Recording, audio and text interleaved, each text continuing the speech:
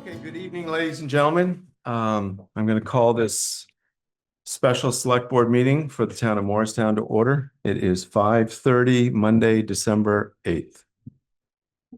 Do we have any agenda changes or additions? No.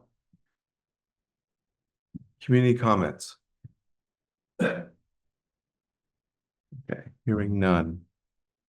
Okay, new business. We have two items on our agenda tonight. We have the town of Elmore is here to give us a proposal for continued Morristown EMS services, and we're joined by George Kress and Glenn Schwartz and Don Kress. So I know you do. Is there a presentation on the screen? No. Okay. Okay. So I know we had a presentation in our pack. It's in your pack, and I'm happy to lead along. The select board has a copy of that presentation. We've had a chance to look through it, so I'll let you take over, George. Well, thank you, Mr. McDowell. It's my intention to go through the presentation if that's acceptable. Absolutely, that's what we were expecting. I'm pleased to have some of my associates in the Elmore Sub-Advisory, EMS Sub-Advisory Committee and members of the Select Board here today. And we're here with the approval of the Select Board, having gotten together with them last week to discuss this presentation. With their approval, we're here to present. So thank you all very much. So the objective of the presentation is to share a couple of things. Elmore would very much like to build a successful relationship with the town of Morristown to receive EMS services from your highly regarded and very competent emergency management team. What we'd like to do is we'd like to agree on a pricing methodology that protects the town of Morristown and Elmore as well. And what we have here tonight is an explanation of what we might propose. And as part of that overall effort, we'd like to offer a liaison to the EMS from Elmore to share information from the Elmore side of the table and to collect information from Morristown as well, in order to develop a means of communication between the organization, the communities. So I'll move on from there. The first thing we'd like to talk about is the pricing proposal. What we would like to propose is a two-part pricing methodology for services. Two components, a service component and a capital plan component. We think it's very important that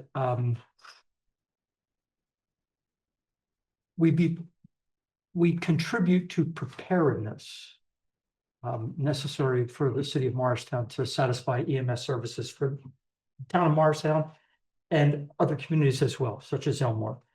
So service is a component of our pricing, and also capital, the capital plan component. We think it's important that Elmore share in the facilitation of EMS services by making a capital component as well. The metrics that we examined and propose as part of this pricing methodology is utilization or call volume. And the call volume would reflect the service component of the agreement, and the census-based population would be the statistic that we would use regarding the capital plan component of our suggested plan. So if we talk about the metrics used on service, we're proposing a 3-year rolling average percentage of the calls to Elmore relative to the total EMS calls over the preceding 3 years, multiplied by Morristown's net EMS budget. I'll stop there for just a minute, and I'll move on to the capital component. Regarding the capital contribution, we think per capita, in terms of preparedness, is a fair way to assess contribution to the base of preparedness. So we would offer the per capita as the metric for Elmore's capital contribution to the EMS budget each year. These two metrics are independent of insurance billings, which, as we step through the presentation, we'll see is additive to the to the figures that the dynamic pricing that we'll discuss here, coming directly from Elmore. So I'll stop there and ask if there are any questions before I go on. Okay. So if we go to page 4, now this is just these are scenarios. It's based on quite a few estimates, which I address in the second page, or page 5. But for the fiscal year 25-26, the proposal is, and I'm going to say approximately because it's dynamic, the numbers move, and I'll round it, $42,500. And that is comprised of the service component, which is a little over 27, and the capital plan component, which is about $15,000. And you said 25-26, but you mean 26-27? I beg your pardon. If I said 25-26, I'm wrong. I mean 26-27. Now, as you can see, I've laid out 5 years here using some projections of my own on growth of EMS calls, budget, population for both communities. The capital plan component utilized Morristown's projected capital plan as is published on the internet at your town website. So that explains what we've got here. I think the number that is most firm that we can count on at this point is 26-27. Although I will tell you, it is based on 3 months worth of factual data collected from the provided by the town manager to yours truly to do the calculations. I annualized it. So as we move through the year, those numbers will firm.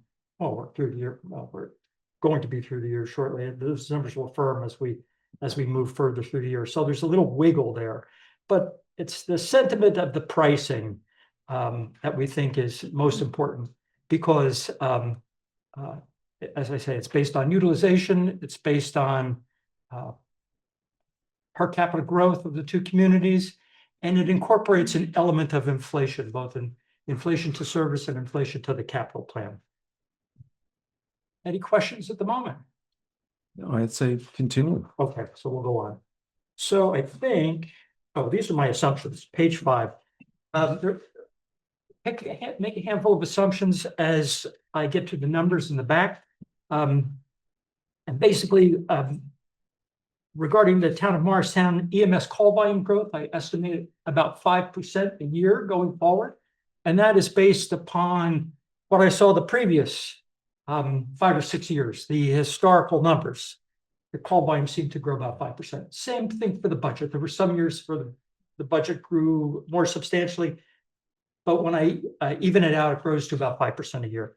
Elmore call volume, I grew at a little bit slower rate, 4.5%, but they're comparable. Something more conservative since the community of Elmore was growing a little bit at a slightly less rate than Morristown. As I say, I use the capital budget figures from Morristown, and the population figures in our numbers are from the federal census, and that they're displayed here. For the audience, the federal census most recent states Morristown's population is 6,094 and Elmore's population as 876. Judy does have a, Oh, there it is. Okay. she's amazing. Just got to look around a little bit. There it is. Okay, that's pretty good. Okay. Okay. The page number is different on the handout. Okay. Okay. Thank you very much for pointing that out. Okay, so if I'm looking now at the page titled EMS Business Proposal. And this is perspective. So it's the upcoming fiscal year and the 4 subsequent years. So I've estimated the number of calls that Morristown EMS will make, and I have projected the number of calls that will go to Elmore based on historical experience. Now, moving down to the third row, we've calculated the rolling averages. Okay, so as you can see, for 26-27, Morristown's rolling average calls, 904. Now, that's not for 26-27, but that's the average for the 3 preceding years. And the same with Elmore. Elmore's average number of calls the 3 preceding years is 24. So from that, we get 2.7%. 24 is 2.7% of 904 calls. We then examine the budgeted gross EMS operating budget of approximately 1.1 million and subtract the capital component. And that component is nearly $122,000 for the upcoming fiscal year to get the net capital budget. So that I multiply the net capital budget by our 2.7%, the rolling average call compared to total calls, and I get the $27,228. So that's the service component of the the budget or the proposal for 26-27. The capital component is based on your anticipated spending of $121,700. And considering the populations of the two communities, Elmore represents 13% of the total. So 13% of the $121,700 is $15,295. When I add the capital plan component, 15.2 or 3, and the 27.3, I get to our projected number for the 26-27 budget of $42,500 for the upcoming fiscal year. And you can, if we look out further, let's take a look. I propose growth in the call activity, as I say, of 5% a year, and Elmore sees this similar call growth. And you can see where Elmore's service contribution falls out.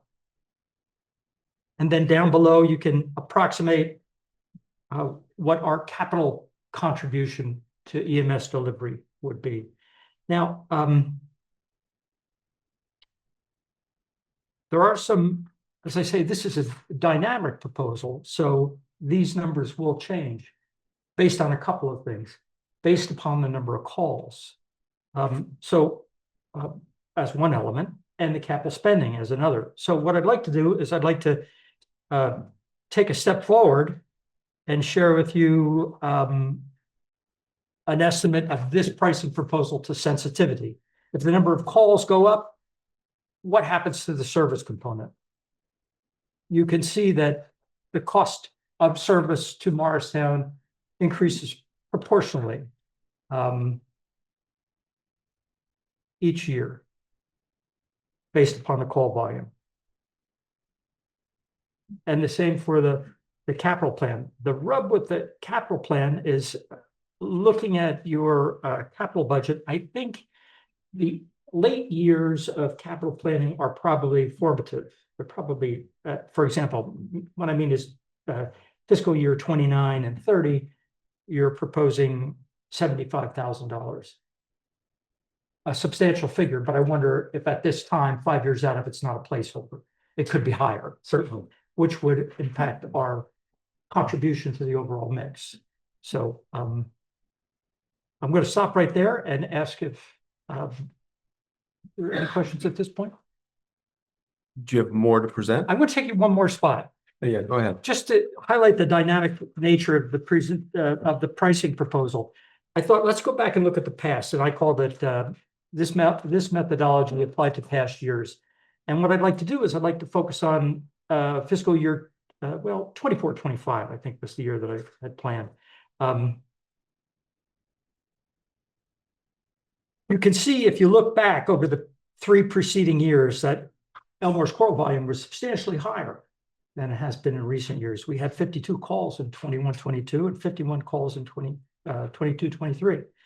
So our average as a percentage of all of the calls covered by the emergency management system, rather than 2.7, was 5.6%. And considering the budget, net of the capital contribution, our component would have been, under this scenario, would have been $49,000. If we add to that the population parameter at the time, we were 14% of the population.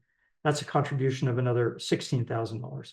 So to show the the dynamic nature of the proposal, the pricing model, had we used this in 24-25 rather than contributing $35,000 as we did historically, it would have been $66,000 in that particular year. So it does take into consideration volume and the inflationary costs of providing services. So, but I will stop there. That is where my presentation ends. I've got one more page. And simply to say thank you. We'd like to be a partner with Morristown in supporting the EMS department. We think this is a dynamic pricing proposal that has the opportunity to flex with the growth of the communities. The proposal itself helps to offset tens of thousands of dollars of cost to the community of Morristown. And that, in addition to the potential for billing of calls to Morristown to private third-party insurance companies or Medicare, Medicaid, is a further cost advantage to the community. So we'd highlight that as well. And you would have an appreciative community in Elmore if you're willing to consider our proposal as presented. Thank you very much. Thank you, George. My pleasure. Yeah, thank you for coming, and thank you for the presentation, all the data and information. It's great.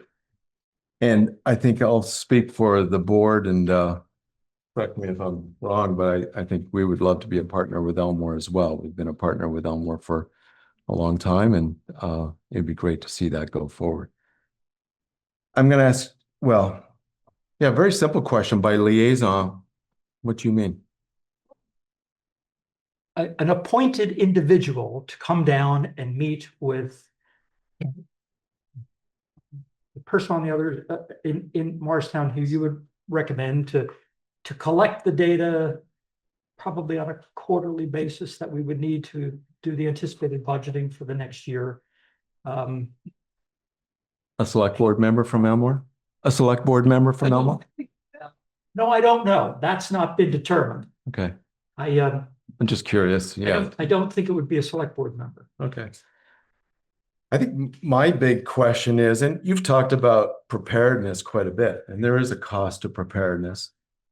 There's a major cost to being able to respond to calls here in Morristown, being able to respond to calls in Elmore, being able to provide support for surrounding communities. And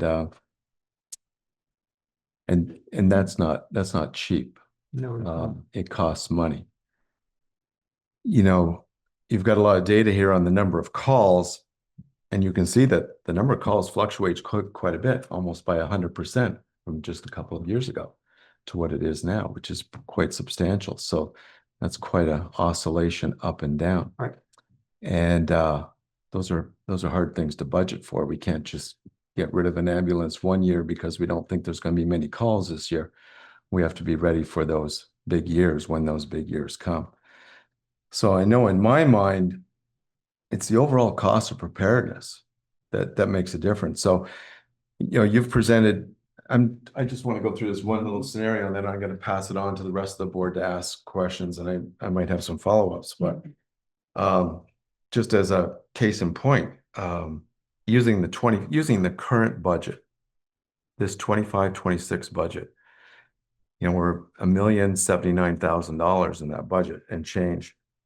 And using the numbers that you presented for population for Morristown and Elmore, it's almost 7,000 people. It's 6,970 people. So just doing some very quick math on the cost of preparedness. The cost of preparedness comes out to about $154 a person in Morristown and Elmore. That's just a simple calculation. The total budget this year divided by the number of residents. And those residents in Morristown and the residents in Elmore are dependent upon that EMS service. They're expecting it, whether it's a good year or a bad year. But we've got I'm looking at the chief right now of EMS, we're expecting her and her staff to be ready at all times. I'm sure you are as well. If you then take that $154.84 and you multiply it by the population of Elmore, that's $135,000. That's right. which is a long way from $42,000. That's right. So, I mean, that's what comes to my mind right away. So we have to, so here we are preparing this, we're putting this service in place. And yeah, we want to be a partner, but I'm looking at taxpayers in Morristown, and they're paying $154 a person for this preparedness. But at $42,000 a year, Elmore is not. So I guess that's what concerns me. And I don't know if I'm necessarily thinking that Elmore needs to jump up to $154 a person right away, but I came to the select board. Brent and I both came to a select board meeting in Elmore in June, and we expressed our concerns then because we were told that we weren't going to get an increase for fiscal year 25 that ended in June. I know that changed. We did get an increase after our visit. We asked for a continued increase this year. And we're going to get that. And that's up now, brings it up to $39,500 is what Elmore is prepared to pay this year. And I think we're good with that. But going forward, there's this very significant cost of preparedness that's on our shoulders. That's our burden to carry. And so I just I guess it's kind of obvious what I'm saying, that $42,000 is an increase, but from this year, it's not as much as an increase as it was for the current fiscal year, nor is it as much of an increase as it was for last year. Last year, it was a $4,500 increase. This year is a $4,500 increase. Now we're talking about something closer to $2,000 and change. So I'll give you a chance to respond to that. Well, that per capita rate, distributing the entire budget on a per capita basis, when we consider that relative to the average cost of coal throughout the across the state, that average cost of when we consider the per capita rate compared to the average cost of service provision across the state, we found that the per person rate to be exceedingly high. Simple as that. But we think our dynamic contribution to capital and service component that's based on historical trend of use was a reasonable alternative to per capita rate, which quite frankly was higher than what we saw other communities paying. I understand the efficiency of going there, but we didn't feel that it would satisfy our obligations to the greater community. Well, I'll speak for the Elmore Select Board. Yeah, go ahead, Glenn. I think George and the committee did a great job and put a lot of time into this. We've given you our proposal. I would suggest you come back with a counter proposal. We'll take a look at it. We have an Elmore Select Board meeting on Wednesday, and we can address it at that point. But right now, I guess we'd be looking for you to come back to us. Okay, we are at the 11th hour. We're at the stroke of midnight here with our own budget. As are we. And We have a meeting on Thursday to go over our budget, and we need to put a number in there also. So We'll see we're in the same position you are. As you know, Glenn, we were hoping for this information on October 3rd, but Understood. so here it is 2 months later, and now we're getting it. But I'd open it up to the rest of the board. Laura? Question. I was the liaison with for these folks when I first started. So we call it, I was told it was called cost of readiness, which just a minor thing. Kind of industry standard is across the state is when somebody has a department like we do, and you want service from us, or you contract. And I know we put out and we suggested that we would, if you wanted us to, we would submit a bid. So I'm just curious, you know, this, I'll be honest, for the, to me, this gives us a lot more work. We're running all the HR, we're running all the insurance, we're running all the payroll, enormous. So it's not just about, and the building, there's so many other costs that are included. And what Don was referring to, you know, the value for a resident to have, be able to pick up a phone and have EMS call is huge. We have a write-off every year of people that we cannot collect. I can tell you from being in a big city, I highly suspect it's going to get worse when people are not insured, EMS becomes a taxi service. That's what I am anticipating as a town. So I'm just curious why you're wanting to reinvent the wheel here. Why not just ask us for, there's lots of other companies. Why not do that? Well, we didn't see it as reinventing the wheel. We did discuss the idea of a RFP, Yeah, which was your original recommendation. Yep. And we did some early legwork and found that and during our first EMS meeting, we had a number of firemen and EMS FAST members who came, former FAST members who came and joined us. And there really aren't all that many options. I know that. You know that.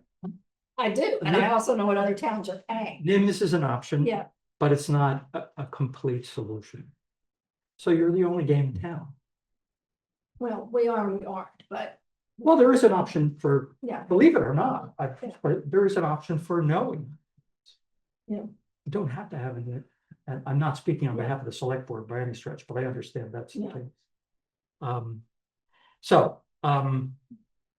When we realized that we really didn't have anyone to write an RFP to present to, we had no one to present it to. And for a number of us, we've written RFPs through the years, and we could write a tough one, or we could write an easy one. Yeah. It was going to come back to the numbers anyhow.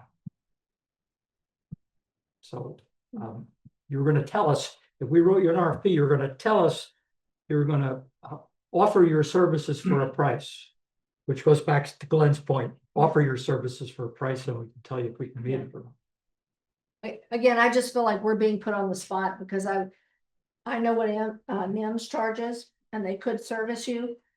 So I would, you know, I would say that from our committee has learned that NIMS in its current state cannot serve all of Elmore. Yeah, I could see that. All of Elmore. You're big. There was discussion of housing a new ambulance or an ambulance. I shouldn't quantify it, somewhere in Elmore, but that's staffing a new ambulance. So that's really not an option. So in effect, you are the only game in town. Well, and I will say part of my concern is that Elmore, you know, you're looking at calls, but it takes our EMS twice the time and the gas to get to lots of spots in Elmore. And I don't, you know, that's something we have to consider. That further away, you know, and the minute we send, you know, cars out there, they're no longer available here. So it's, you know, it's a big picture, but I think we're gonna have to all meet I think so and too. discuss it. So you did a lot of work, very interesting. I'm impressed. Richard? I think Laura pretty much just said everything I was going to say. I think we all want to be a partner to Elmore, but I think we need to kind of come to a tighter. I look at it as more of an insurance policy than a service. Car insurance last year cost me a ton of money. I didn't use it, and it went up again this year. I think that's kind of what we have going on here. But I do think we should come together and have a discussion about this further to come up with a number that works for both of us. George? Sure, thank you. And I want to express my appreciation as well, but I've got to say bluntly, anything that's based on calls is not going to work for me. I won't speak for the rest of the board. It is the readiness issue or the preparedness issue, name it what you will.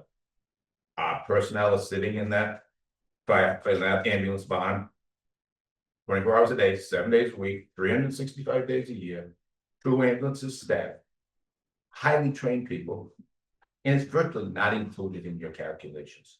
All what's included in those calculations is the call percentage on the vast majority of that budget. And speaking for the Morristown taxpayers, that shifts that burden of preparedness totally virtually other than 2.5% in 1 year's example, to them. And I don't think the taxpayers of Morristown should bear the burden of 97.5% of preparedness. So that in the 24, 30, pick the number of calls that Elmore has, they're ready to go. But preparedness is part of having a quality EMS service. That's why Morristown moved from a volunteer service to a professional service. So we could get out of the bond on time quickly, and those minutes count drastically. So I understand from your perspective. You know, when we start talking about $70,000-$80,000, that's the hell of a bump, and I'm going to be blunt about it. And I'm not saying that's the number, but that kind of a number. I know I took your numbers and I flipped them and used the 13% on the operation budget and the 2.5, 2.7 on it. And we're talking about differences between your proposal and what it calculates at over $100,000 virtually every year. More. Now, I'm not saying that's what I want either, but it's that much of an impact where you put the population calculation. Now, I'm fine with your population calculation of 13%. Now, nobody questioning the 2.5% calculation. I just think they're poorly applied from the Morristown perspective, because we bear the burden of all of that. And right now, Morristown taxpayers would be picking up 97.5% of that preparedness burden. A great week for EMS is when they don't go out. They don't have a multi-car accident to go to, a heart attack, a structure fire that they have to stand by for either the firemen bringing out, the fire personnel bring out victims, or the fire crew themselves getting hurt. But when that good week happens where they don't respond, the Morristown taxpayers are still picking up the burden of that crew, those crews sitting in that house 24/7, 365. Almost not. That's not equitable to me. And I don't believe it's equitable to Morristown taxpayers. Can we ask you to come back with a proposal? I mean, you know, if we're not a part of it and we're not partners, that's a zero, and you're picking up the whole amount. So, you know, we ask you to consider that also, because you know, whatever the number turns out to be, it's better than zero. And we're willing to hear back from you. No, I don't agree with that. Well, I don't agree that Morristown taking just a taxpayer picking up a minor share for a few pennies on the dollar is worth it. I'm being blunt. No, that's I fine, don't agree with and that. that's why I'm asking you to come back with your proposal. You know, we've given you ours, and we'd like to hear a counter. And you know, we both have to get our budget squared away. We do, but it was October 3rd and the months roll by. Yeah, so you know, we're all This question in October would be a heck of a lot different than this question on December 8th. all right. Well, I can't answer that right now. But in either case, unfortunately we are where we are. We are. And you know, we need to put a number in, you need to put a number in, so we understand that. And we hope to get this resolved as quickly as possible. We are meeting a couple times this week. In fact, we're meeting 3 times this week as a board. So you know, we can get together whenever you come back to us. Leah? I don't have anything to add. I think everyone that has spoken has eloquently addressed the same thoughts that I have. I'm extremely frustrated that we're sitting here on December 8th and you're saying, come back to us. We know you're busy because guess what? We are as well. And I think it's just kind of rude, to be honest with you. When we do want to partner with you, we have a great relationship with Elmore and we would like to continue that relationship. But this is an unfortunate situation of your doing at this point. Yeah, that pretty well sums up what I'm thinking too. We'll consider your proposal. As Laura said, we'll get together and talk about it. I got written down right here, Leah, you're right. It's December 8th today. There's no time for negotiations. This isn't any time for a back and forth. That's why we asked for something 2 months ago. We asked for a lot more than just something 2 months ago. Frankly, we came and talked to you in June last year of this year. And Well, we presented what was going on then. There's nothing new in these numbers. Glenn, you were there. You heard what I had to say. And that $154 a person hasn't changed. Thank you for giving us the money that you said you would give us for fiscal year 25 with a couple of weeks left in fiscal year 25. Thank you for giving us some more money for this current year. But again, as George has said, and as I've said, I mean, it's still $42,000. It's not close to the mark. With all due respect, it's not. And, but we'll come back, we'll meet, we'll come back, we'll meet, we'll come up with a number. But as I said, there's no time for negotiations here. It's December 8th. We have to go to these folks here in a couple of weeks. We have to have a final budget. They need to know what the budget's going to be that they're going to vote on. And I don't know. I would argue maybe Elmore should sit down right now too and also come up with a new proposal. Because this one's not gonna, I don't think this dog's gonna hump. Not with me. And so, yeah, that's an expression from North Carolina that I learned a long time ago. But yeah, that, to be honest, I think Glenn, the select board needs to sit down and put together something a little bit closer to reality. You know what the numbers are. We all know what the numbers are. It's about readiness. It's about preparedness. It costs money. It's not about the number of calls. And, but we can sit down as a board. And we've only got a couple of days to do this, but we'll see what we can do and we'll get back to you. But I would, with all due respect, I would ask Elmore to do the same. Don't wait for us. Please have something new for us to look at as well. Go ahead. I've been on this board now for Don and I are the seasons, and we've been going through this for years when Eric first started this. So and it has always been an issue with our audience that have brought it up, how little you were paying. So Elmore has had an unbelievable deal for a long time. So I would really encourage you, before you start drawing lines in the sand, that you talk to your folks and ask them what the value is for them to be able to pick up a phone and call us to save their lives. And I'll also end the way I started. Yeah, maybe some of the remarks have been harsh, but we do welcome a partnership, but it has to be a partnership. It has to be a fair partnership. I can't honestly look at these folks in the room and welcome this proposal. Well, we're working on a number. And we know the range. We know what is the minimum, and we know what you think it should be. So we've got to come to a number Okay. somewhere in there. Great. And we're all, not speaking for the select board, but we're both in the budget process. And Yeah, numbers fall out of the budget process, so we should be able to get something back to you. okay, great. Okay. We're neck deep in the budget process. Right, and I do know. Yeah, the breathing tube is about to fill up. We all would like to see you get rid of that zero. Okay, thank you. Thank you. Thank you very much.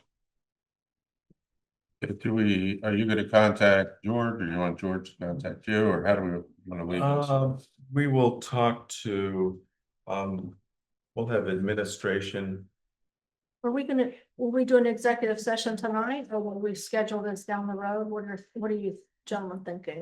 We can't do an executive session tonight. We can do it later this week, or we're the 15th. We could add an executive session on the 15th. The latest would be next Monday. Well, I guess I would support Don's suggestion that it is Elmo's responsibility to get back to us. I don't know how the other board members feel, but Well, I think we need a discussion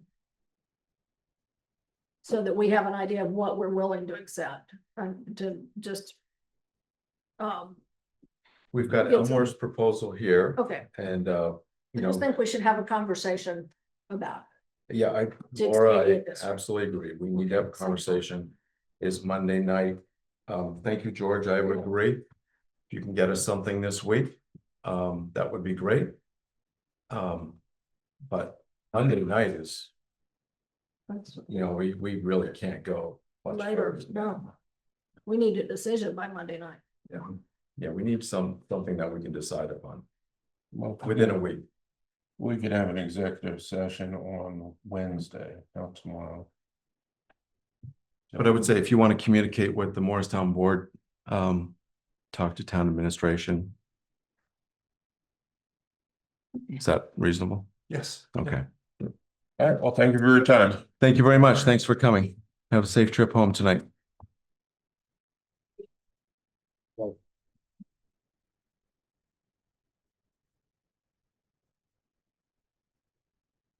Yeah.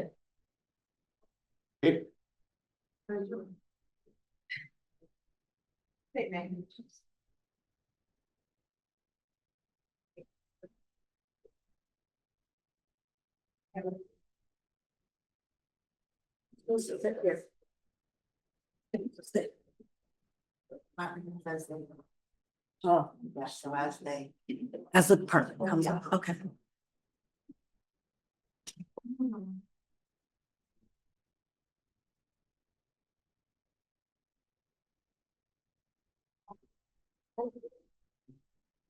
No, don't call it extra. It's not that hot, so you have it. Oh, I'm just gonna mention, anybody that's visiting, please talk into the microphones. I got emails that people online can't hear us, especially the boards. They can't hear you. Did you get that email I sent out? Going. Okay, just a reminder. You're not loud. It's all the phone.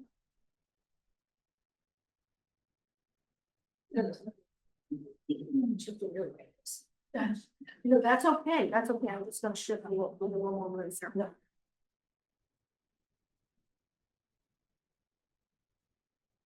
Well, thank you, folks. We have with us now, now we're going to hear the presentation of the manager's proposed budget to the select board, and we have our finance director here. We have our chief of police, our chief of EMS, our HR director, and our chief of fire. So thank you all for coming here tonight. Brent, I'm going to pass it over to you. Thanks, Don. So, first of all, I know the select board knows this, but I want the residents to all be aware that as town manager, I'm not a mayor. So, no, seriously, under state statute, I'm not, this is a proposed budget. And I'm certain that the select board will take it into consideration and they'll make changes as we did last year. So I just want to remind the residents that this is a proposed budget for the select board's consideration, and there'll likely be changes. Wait for Judy to pull it up. So tonight's agenda includes an overview of budget challenges, continued economic and budget pressures, persistent inflation and macroeconomic impacts, resource management and deferred maintenance needs, impacts of climate, societal and state federal mandates, revenue pressures, unassigned fund balance and grants, cost saving measures, and then we'll get into budget highlights, wages and benefits overview, operating base budget, controlling costs, total warned, estimated tax rate, and departments, organizations, and appropriations. So my presentation deck was not in the packet. We were literally working on this budget up until Friday afternoon. And I was actually on the phone with vendors trying to negotiate. So I want to thank everybody here, the leadership team here, for all the work that they did for this budget and all the compromises that they made and what they do year after year. So if we flip to page 3, the continued economic and budget pressures.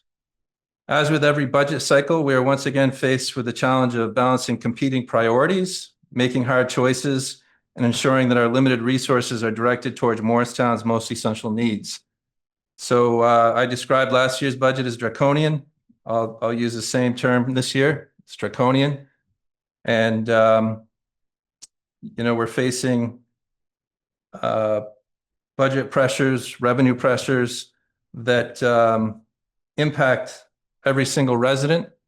And in these economic times where tariffs, et cetera, are certainly going to impact, if not already impacting costs, we have to be conscious of how this impacts those, especially on fixed incomes, retired people, et cetera. Meeting these challenges requires creativity and collaboration. We must continue seeking opportunities to partner with community organizations, nonprofit service providers, local businesses, and neighboring municipalities, Elmore. We do want to be a good neighbor, and I don't envision Vermont curbing any cost impacts in the future without us working together as neighbors, municipalities working together and utilizing organizations such as our Regional Planning Commission and our Economic Development Corporation, again, along with nonprofit providers and local businesses. While the proposed budget reflects disciplined planning, it does not fully resolve the extensive backlog of deferred maintenance on our roads, bridges, and municipal buildings, and I'll get into more detail about that. These are long-standing issues that still remain a significant pressure point. We're digging out from approximately 15 years of deferred maintenance on roads and bridges, and that's going to take a minimum of 5 years if we follow a 5-year plan to dig out from, so that we can get on a maintenance schedule that's more regulated, because we're not spending increased dollars on very poor roads. Our buildings, the building we're in here, we have a front facade issue. We have a roof that needs replaced. We have an upstairs that 70–80% of it isn't used, and to be able to use it needs significant work. I invite anybody that they want to come upstairs and see what the upstairs looks like. We'll give you a quick tour. We won't let you into the area because it's too dangerous for liability reasons, but we'll turn on a light and let you see what the upstairs looks like. I remain committed to working closely with the select board and the community to identify sustainable solutions that will allow us to fully address the impacts and rising costs associated with years of deferred maintenance. And to tell you the truth, I wanted to be much more proactive with recommending to the select board new committees in my first year here. This is a busy town, and there's a lot going on here, and there's a lot of work to be done. So I take some responsibility for not already having committees in place, and just not having the time to do everything that my goals were with my first 1-year term here. I guess I was unrealistic with what I thought could be done in the first year, and part of that was I was not aware of a lot of issues until several months into my job, and I'm still learning on an almost weekly basis about various concerns and issues. So page 4. Persistent inflation and macroeconomic impacts. Just like the residents of Morristown, the municipality must also navigate the ongoing pressures of inflation and the rising costs of providing essential services. I want to give you some examples of some cost increases impacting the FY 26-27 budget. We receive insurance through Passive. It's the insurance division of Vermont League of Cities and Towns.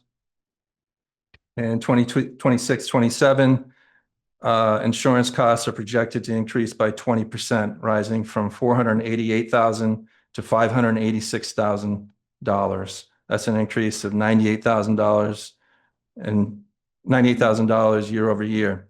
For the current fiscal year that we're in, 25-26, the increase was 23%, growing from $395,893 to $488,000. Another example is the Lamoille County tax for our court house and operations. It's increasing by 13% from $97,000 to $110,000, an increase of almost $13,000. For the current fiscal year, 25-26, the increase was 11%, rising from $87,536 to $97,043. Legal services. We continue to see across the board hourly rate increases, whether it be legal services for, we recently submitted a letter to the District 5 Act 250 Commission. Last year, we received an invoice of approximately $42,000 that was unexpected, certainly for me. It was approximately 2 years or more of legal costs for Duhamel Pit. They hadn't billed us. We were very successful in that environmental court process. So I give kudos to legal counsel for the work that they did, but the costs are significant. As we deal with public records requests that become more and more complicated and personnel matters, these legal costs increase for the town and its taxpayers. Wages for police, EMS, and other professional positions are rising in response to competitive labor market pressures. We've hired many people on for the police department. We've hired both per diems and full-time equivalents for EMS. Last year, I hired a new police chief that we enticed over from EMS chief that we enticed over from Stowe Police. And then jokingly, I say this to Charles because Charles razzed me a few months ago at a town managers meeting, but Stowe appropriated our EMS chief back. And when I said police chief, I think it was because I was thinking she went back to being a police officer and she's the police chief for Stowe. For those of you that don't know, Corey was selected as our new police chief, and I just want to give her one more time. Watch out, Jason. Sorry, Chief. Both chiefs. Corey's been doing an outstanding job. I've been really impressed. And, we just had Elmore here talking about our EMS services to Elmore. When I came on board, I saw literally a handful of people, 5 people, putting in crazy hours of overtime to keep that department running. Last year, I wanted to hire 2 EMS personnel. But because of the budgetary pressures, we only hired 1 full-time equivalent. We have hired multiple per diem. And while we may pay the per diem more on an hourly rate, we save significantly on benefits. And we're also seeing, per diems that are coming in and positively impacting the culture that the chief is enforcing in our EMS department. So I just want to give kudos to all of our first responders, but especially EMS. When I came on board, I could not believe the number of overtime hours that our EMS personnel were working. We're working on reducing that. we still have significant pressures. And we're looking for ways to utilize per diem more, but also be fair to our full-time equivalents. And I also remind everybody that, since before I arrived here, before I officially started in May of 2024, I sat in on my first IBEW EMS admin union negotiation meeting, and we're still negotiating that. We went into mediation. Our mediator was a federal mediator, so that saved the town taxpayers money because we didn't have to pay for the mediator. And then I don't know if it was Doge or whoever it was, but she was fired. So since then, we've been working with IEBEW to try to get multiple sections of a union contract TA'd. And in the last 3 months approximately, we've been bringing in union stewards as well to try to finalize discussions. This past year, we also renewed our police IBEW union contract. So for a small town, we keep busy. Fuel costs, propane and gasoline remain elevated, and when I go through the budget spreadsheets, I'll call out some examples of that. Repair services for vehicles, machinery, and equipment continue to grow more expensive. And as our equipment and our vehicles age, we can expect to be paying more for repair services, parts, etc. And so it's another factor of deferred maintenance. Loan financing costs are obviously higher due to interest rate environment. Material costs remain significantly above pre-inflation levels, and I'll highlight some details later on in my presentation. Judy, if you turn to page 5. Resource management and deferred maintenance needs. So we had Greenman Peterson Inc., GPI, come in this past year, or was it 2024? That they did a survey and assessment of our roads. A significant portion of our roads were in poor or very poor condition. Jordan has come on board. Jordan formerly worked with Pike as a manager doing pavement work in northern New Hampshire. He also has a business degree. So Jordan did an assessment last year, and he came up with a 5-year plan. So our bridges and roads, a 5-year plan is to repair these very poor and poor roads and adequately maintain roads in good condition. We have 36.8 miles of paved roads in Morristown. This past year, we repaired and paved 3.8 miles of very poor and poor roads. 15.6 miles of very poor and poor roads remain. We're 1 year into a 5-year plan. Jordan last week gave a presentation to the select board and to residents about his plan for the second year. The highway superintendent estimates $627,000 approximately needed for next year. Greenman Peterson GPI road survey and assessment recommended an annual paving budget of $500,000 to $800,000 based upon their assessment of our roads. Sidewalks, 1,500 feet of sidewalks were replaced and repaired this past year. That was a combination of contracting out for the worst condition sidewalk, and then also our highway team repairing panels and ADA compliant plates, etc. $175,000 is estimated needed next year for sidewalks. So minus grants and other contributions, that's approximately $641,000 needed for next year. And I want to highlight that because when I go through my budget, I'm going to point out that I'm using last year's 2-cent appropriate that was voted for by the residents and approved, our taxpayers. If we need $641,000 next year, that's 5.5 cents for our roads and our sidewalks to continue along this 5-year path so we can get out of this hole and stop spending money on poor, very poor roads. Gravel roads, ditchings, culverts, crowns.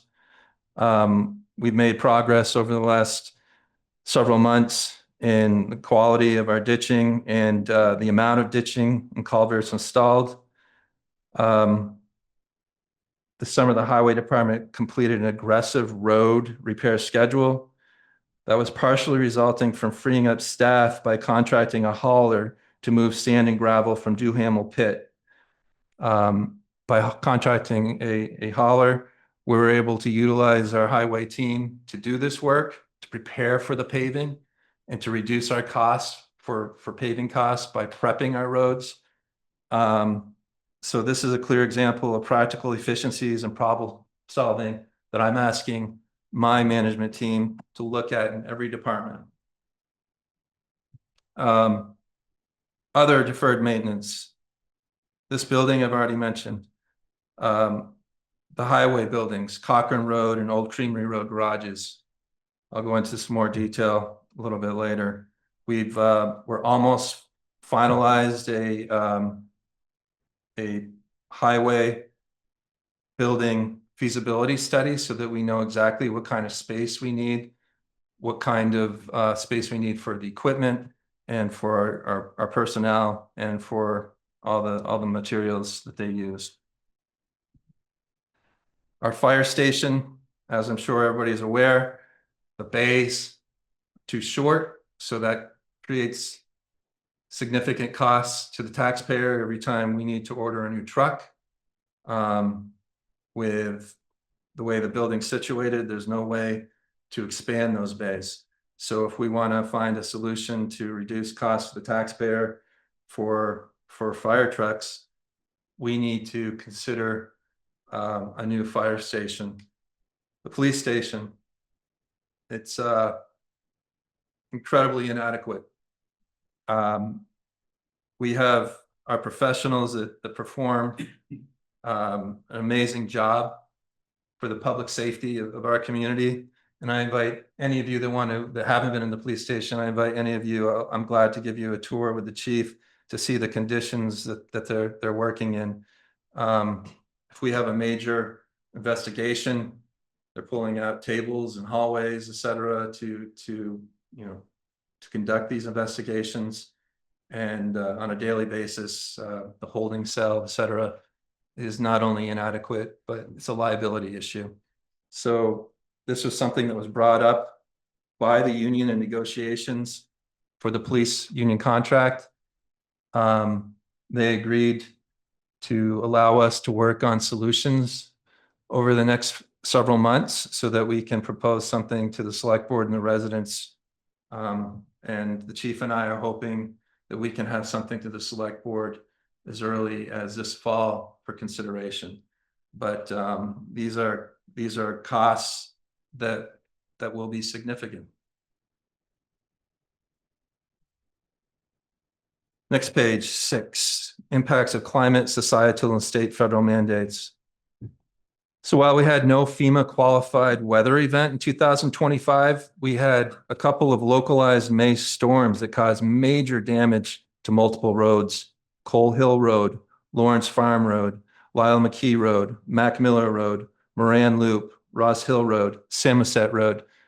I don't know if everybody in the community saw the significance of the damage, but it's another example of, this year, we probably all feel fortunate after prior 2 years of FEMA events occurring, FEMA size events occurring, but we have these localized storms in May that cost significant amount of money in town highway labor, as well as materials and equipment. It put our team back 4 months from their planning for work on 4 weeks, excuse me. They're planning in the spring for work on our gravel roads and preparing our paved roads for the paving project this summer. These climate impacts create an increasing need for more extensive ditching, riprap stone to reduce storm damage on gravel roads and on our paved roads. It requires more and larger culverts on both our paved and gravel roads. And then another example of climate impacts that also combines with state and federal mandates is Jersey Heights, the 3-acre project.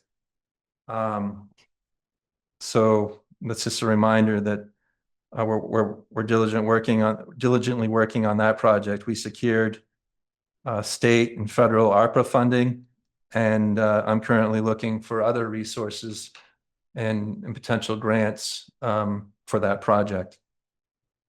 Societal impacts. You know, Morristown is the hub of Lamoille County. As you all know, we have multiple nonprofit and state partners. Like the rest of the state, we have persistent affordable housing shortages. That impacts our staffing of positions. And then we have homelessness, addiction, and mental health challenges that impacts our first responders as well as our administration, as well as our highway team. Last year, I used an example of a homeless woman with some mental illness that was leaving garbage bags of debris that nobody would want to encounter. And it wasn't just police that had to dig through those bags to investigate and try to find who the individual might be, but it was our highway department that cleaned it up. And these are the things that residents don't see our team doing. Our admin staff are also impacted by these same societal impacts. Federal and state mandates. I've already mentioned stormwater permitting requirements, website ADA compliance. These are all good. I believe these are mandates that are good. They're good for people. They're good for us, but they do have costs, and sometimes they can be significant. Public Records Act obligations, significant costs for responding to public records in a timely manner as required by state statute. And, you know, I will say that some people weaponize the PRA, and we receive weekly routine Public Record Act requests, some of them meant to try to manipulate criminal court precedent for evidence. So that requires us to use legal counsel to help us when, you know, we have the state district attorney telling us that they do not want us to provide evidence, and we're caught in the middle. So we need legal counsel to assist us. That's an example. Our police body worn camera mandates. I think everybody would agree that that's a positive. Chief and all the police officers I've spoke to believe it is. But the costs, and I'll go into more detail, and the chief will go into more detail, the costs for these body worn cameras are significant, not only for the equipment, but for the cloud storage of it. And again, we'll go into more detail of that.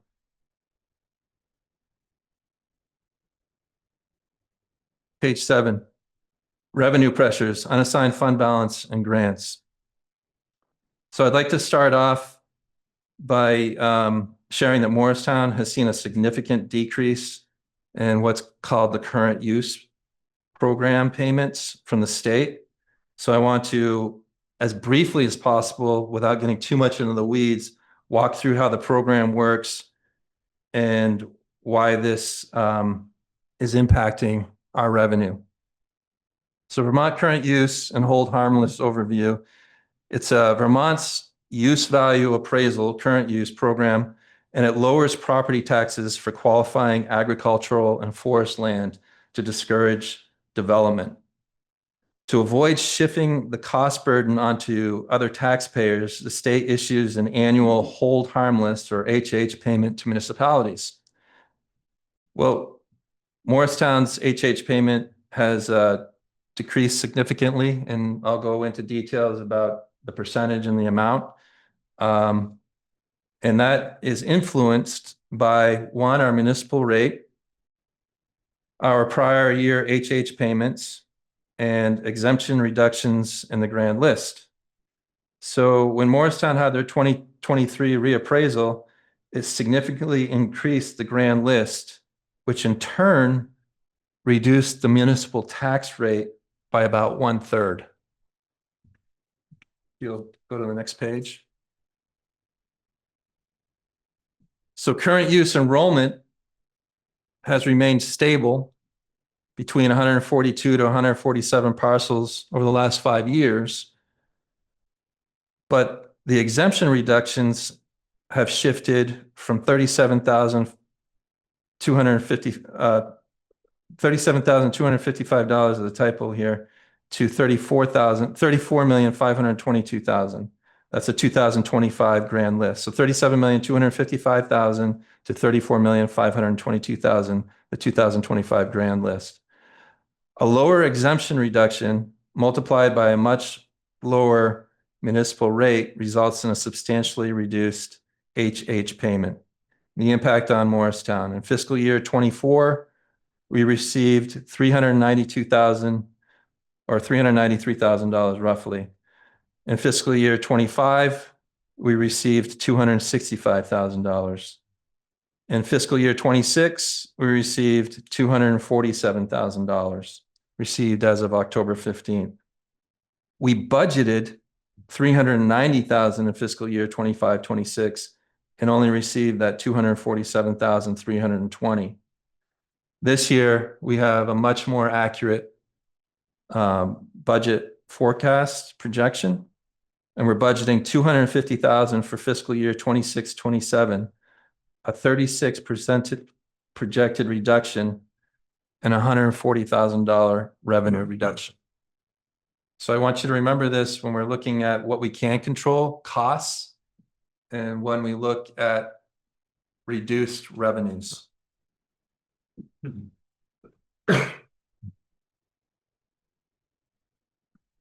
Next is our Morristown summary of unassigned fund balance.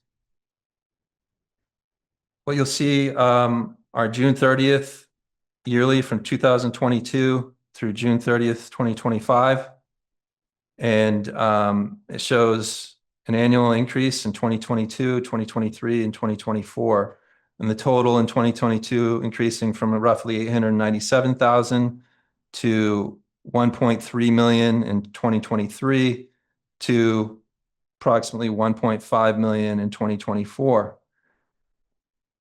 June 30th, 2025, we had a reduction of approximately $841,000, dropping our balance down to $647,450. We used, or we're using in this current fiscal year, $500,000 as we did the prior fiscal year. And before that, we didn't use $500,000, but Tina, up the top of your head, you were 360 or 390? 360 or 390. So last year, when I was looking at the budget, initially, we were looking at an 11% increase. And I went back to all the department heads, asked where we could cut, made cuts. As everybody knows, did not fund a recreation staffer. The library budget, reduced that significantly. And despite all of that, we were still looking at significant cost increases. So we used $500,000 from the unassigned fund balance. And I knew that I would not be able to use $500,000 this year at that time. And I was uncomfortable with using $500,000 then, because with a roughly $10 million budget, that just makes me uncomfortable, because if we have another FEMA storm, well, there's other funds that we can use, but it's just prudent, in my opinion, that we have money that rolls over every year in our unassigned fund balance. So a couple of things that impacted our fund balance, our projected fund balance this year. Again, use $500,000 of unassigned fund balance to decrease the tax rate for the taxpayers.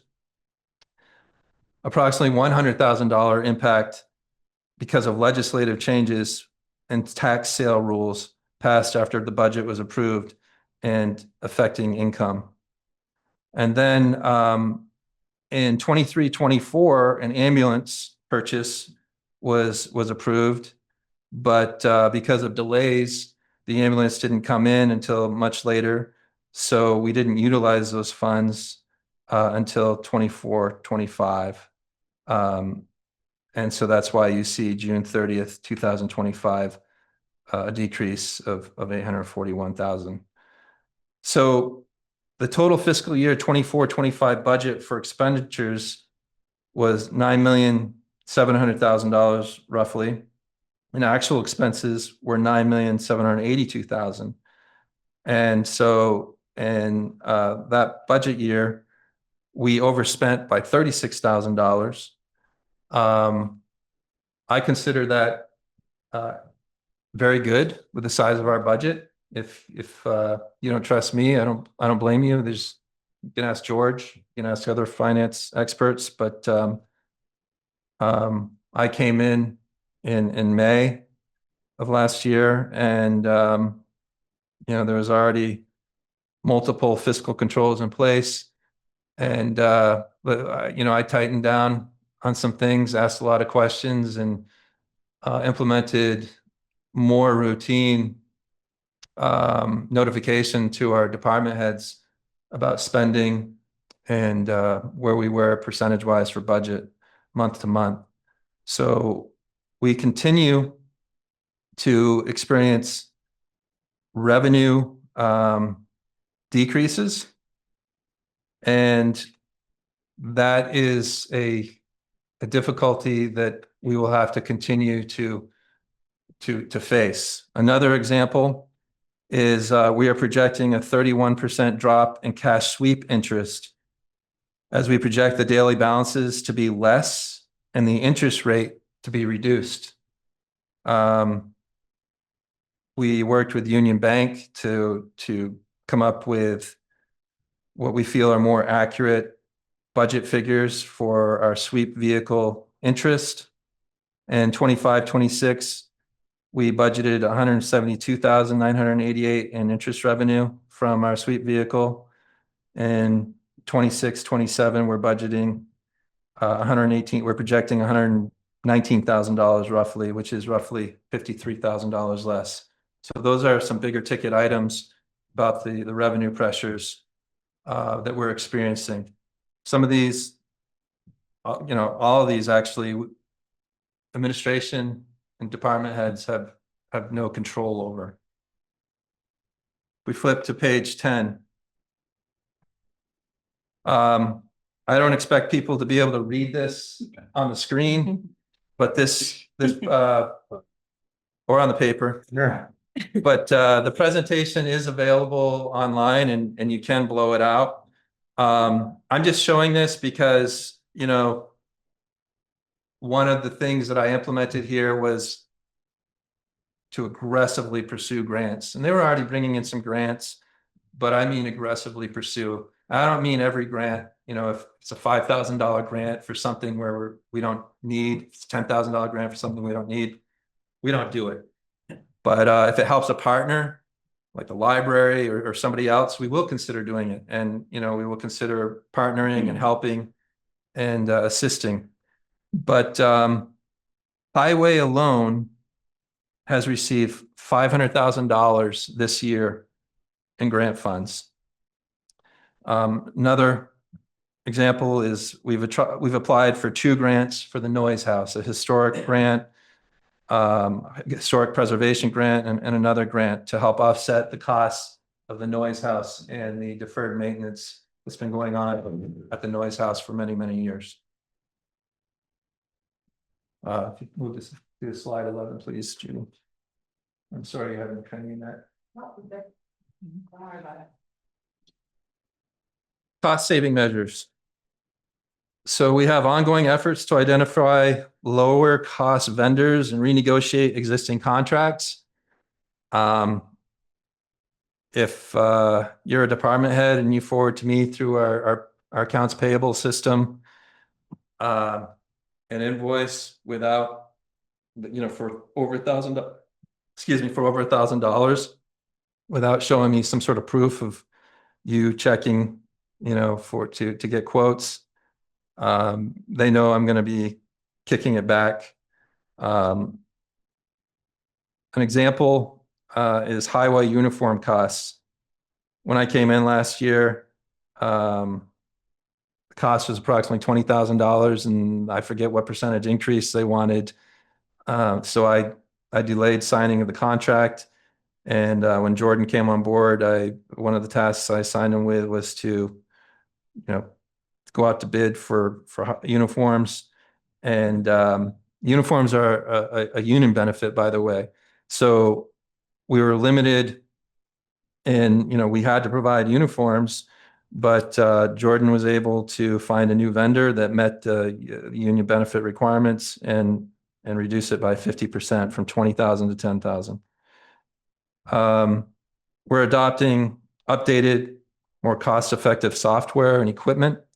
And I'll go into detail about some of the, we are facing some pressures on costs for software, et cetera. But overall, the labor costs and the time costs for the volume of, let's use our accounts payable, the number of bills we pay any given week or month or year. And other software that we're using through our website and Civic Rec, for example, it's creating significant labor costs for the taxpayer. So we're making technology improvements, again, payroll, AP software, just a couple of examples. And we're seeking reduced material usage. And I'll go into some detail. Salt, gravel, we've reduced the highway budget this year because we have a surplus from last year, and we won't need to haul out or have mined as much gravel and sand as we have in past years. Finally, I am very proud of the team because after extensive work, we have changed our healthcare insurer from Blue Cross Blue Shield Vermont to MVP, and that'll create a 10.3% savings. That was a long, arduous process, and we turned over every rock to look at potential solutions. And just proud of Tina and Cindy and Judy and others for all the work that they put into the process for seeking out better healthcare for lower costs to the taxpayer. And I very much believe in continuous improvement mindset.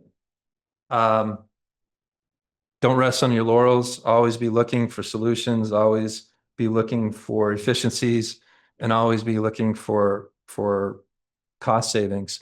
And so I remind all of my team and staff regularly, if not minimum of monthly, when we have staff meetings about this, and that I expect any of them to come to me, and I welcome any of them to come to me with any potential ideas for cost savings.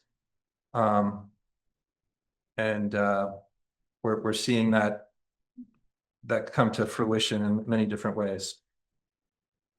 Slide 12.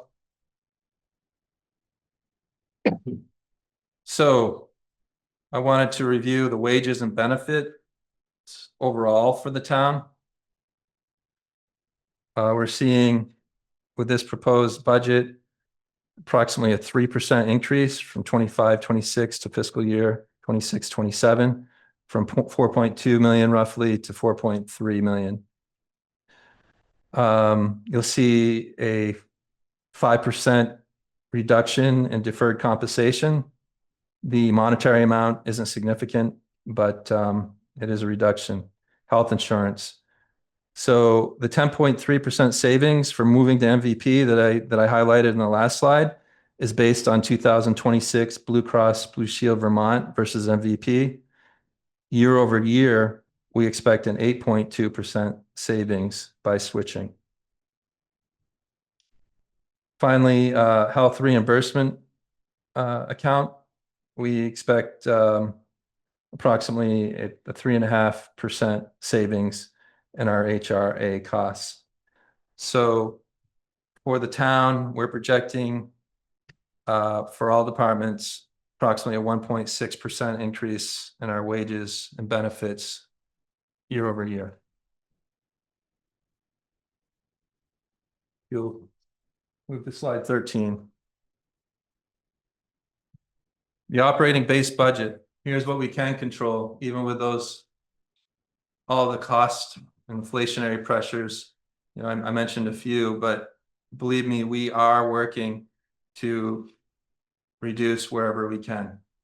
So the general government, and that includes $12,000 projected for library building maintenance because the town owns the library building.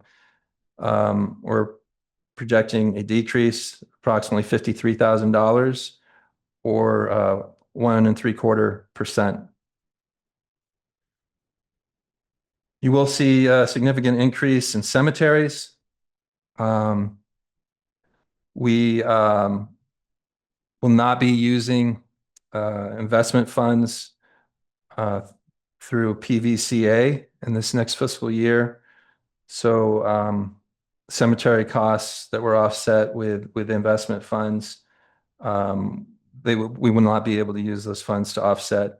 So we're projecting a 22% increase in cemetery costs year over year, approximately $13,500. The Morristown Centennial Library CPI this past year is 2.8%. So I am recommending to the select board that we base our appropriation to the Morristown Centennial Library based upon CPI. If you look at the total operating base budget for the town, we kept our costs below 50 basis points, less than 0.5%. I am really proud of that. So, you know, I know the library will be concerned with this 2.8% increase, and I'll go into a little bit more detail of what they requested. And, you know, if the select board wants to consider additional funds, I'd recommend that the delta between my 2.8% increase and approximately 16% increase that they requested, that go out to the town voters to make that decision. Police department, 5.67% increase. It was more than that. The chief, he runs a lean department. There's not a lot of meat or fat on the bones of any of our departments. And I came back to him and we talked about further cuts that he could make to get it down to this 5.67% increase. The fire department, Denny, every year he submits a lean budget. I'll go into some detail when we get into the spreadsheets about some further cost cutting changes he made at our request that, you know, I just want to thank you, Denny, for year after year being so diligent about your budget and working with administration to, even when you've contained costs, to look at other alternatives. So I want to publicly thank you too, Denny. EMS department, 3.5% increase, roughly $38,000. And then highway department, a decrease of almost $100,000 year over year, or approximately 3%. So again, what we're proposing to the select board and what we're projecting is containing our costs to less than a 0.5% increase. We're working hard to control what we can control. And despite being in an inflationary environment, I'm very proud about this figure.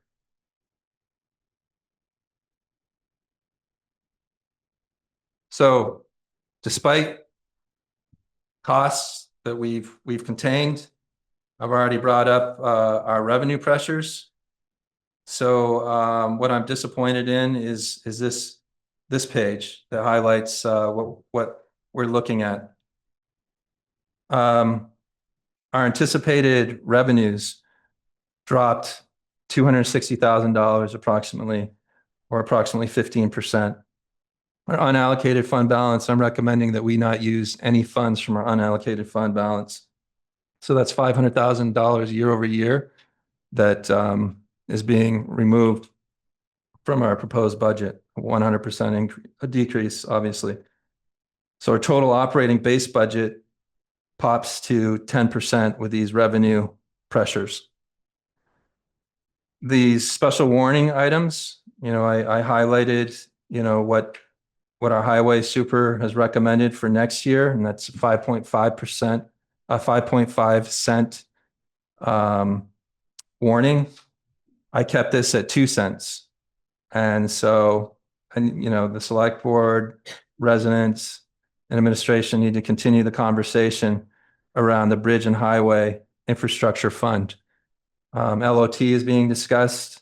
That's another way to obtain funding for not only next year's roads and bridges and sidewalks, infrastructure costs, but even if LOT is passed, it wouldn't go into effect until July, and we wouldn't receive the first payment until first or second week of October. So if you use the estimates conservatively, that would be, if you we're all in, if the taxpayers voted all in on all the LOT and the estimates that we've obtained, which Jeff Carr said he purposely made conservative. Conservatively, we'd only bring in 300,000 that first quarter. So we still have a shortfall, even if we're to keep 2 cents and LOT were to be passed and we were to use, roughly $300,000 of it. So there's further discussion to be had around bridge and highway. So the other item here that I'm sure is not going to be popular is last year I had no funding for the Conservation Commission fund. The Conservation Commission spoke with the select board, and the select board, and don't believe me, I think the Conservation Committee and its mission it's invaluable to our community. But until we pull ourselves out of this deferred maintenance and these costs, we have to make very, very hard decisions about what we can fund year to year. So I don't easily say we don't recommend, we don't fund approximately $29,000 for the Conservation Commission, but I'm also trying to consider those people that are on a fixed income and the cost pressures that this budget currently, that is draconian, with a total warrant increase of 9%, how that impacts them, combined with what we're hearing will be occurring with our state taxes and our education funding. So total warrant, disappointingly, is a 9% increase, despite controlling what we can control and coming in under 0.5% in base budget costs. 759,000 of the total warrant increase is a result of reduced revenues. Current use reduction, again, is projected to be $140,000 decrease, and not using unallocated funds, $500,000. Those are the most significant impacts between this current fiscal year and next fiscal year.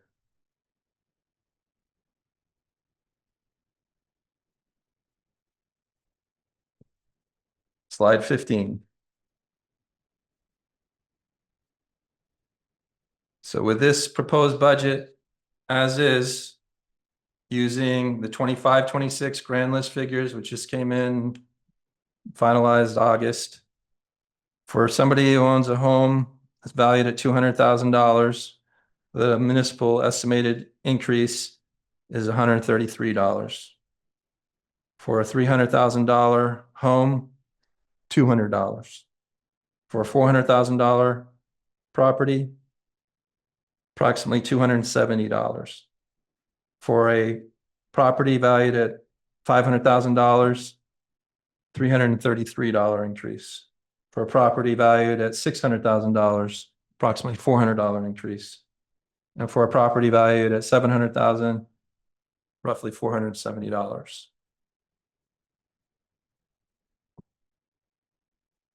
Slide 16. So now we're going to move on to the budget spreadsheets that contain in the select board meeting agenda packet. So they're available online. We also have printed copies. And this presentation deck and the proposed budget spreadsheets may all be found on the Morristown website homepage under the link labeled budget. So I'm not going to go through line by line. If I miss something that you all have a question about, please interrupt me. What I'm going to try to highlight are what I feel are, significant line items. They may not be significant monetarily, but I want to highlight what, various things that we're looking at as a community. So I've already reviewed the overview. Unless somebody wants me to review the capital funds, I propose that I step over those and we can get right to revenues. Can I just ask one question though, as of, unless we approve it, technically none of these funds will go in, is that correct? They all expired, there's no rolling.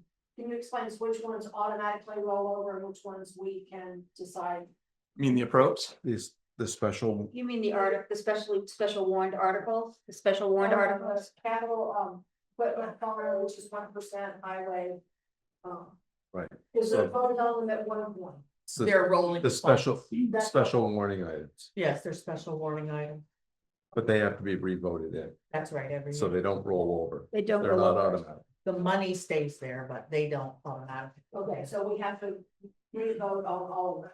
Yeah. Thank you. Thought they're gonna be. Yeah. Make sure that is approved.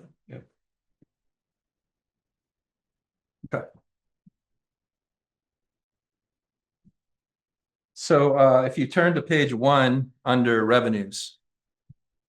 I've already highlighted this, but you look down under tax income, approximately 4 lines. Current use reimbursement. We budgeted $390,000 in 25-26. We only brought in $265,000 in 24-25. We are reducing our proposed budget from $390,000 for 25-26 to $250,000 for 26-27. That represents a 36% decrease.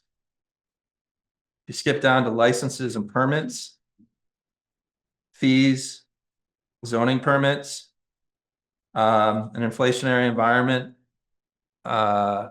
developers find it more difficult to finance their projects. Our zoning bylaws changed in 2023. That's page 1, George, still. And I've heard from some developers that because of the 2023 changes, that also impacted their decisions for whether or not to develop in Morristown. So we're projecting a reduction of 13% year over year. Zoning permit fees budgeted for 25-26 $40,000, and we're budgeting for 35,000, a 13% decrease. If you go down to charges for services, and this isn't a significant dollar amount, but I just want to highlight this. I mean, the same reasons the town is using technology and software to reduce our costs, well, residents are too, and businesses and realtors, et cetera, who use our services are using alternative methods. So if you look at charge, use, photocopier, fax, we're budgeting reduction from $4,000 to $1,500 year over year. That's a 63% decrease. It's not a significant monetary amount, but I just want to point these things out as we look at revenue pressures that I've already shared the most impactful ones monetarily, but I want to just point out occasionally some other costs. Charges for facilities rent, fees charged for use of Oxbow, et cetera.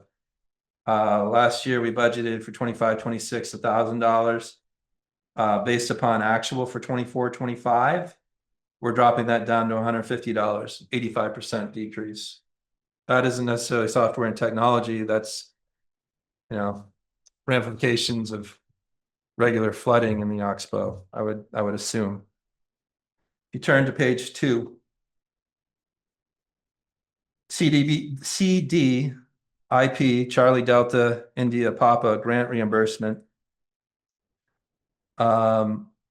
We are projecting a 14% decrease year over year from roughly $99,000 to $85,000. Chief Luna, do you want to address this right now, or do you want to wait till a little bit later?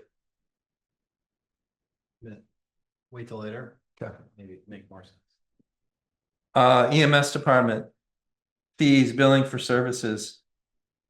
We're actually, because we proposed to the select board increasing our fees for what we charge for calls. We were under state average, and we looked at various towns what they were billing, and I want to thank Stowe and Charles from Stowe for sharing data with us.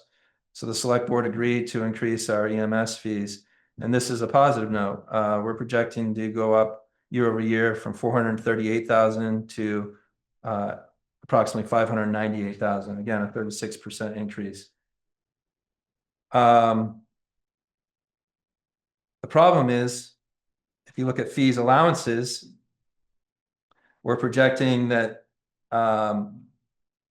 we budgeted in 25-26 $83,000 in allowances. The actual for 24-25 came in at approximately 134,000.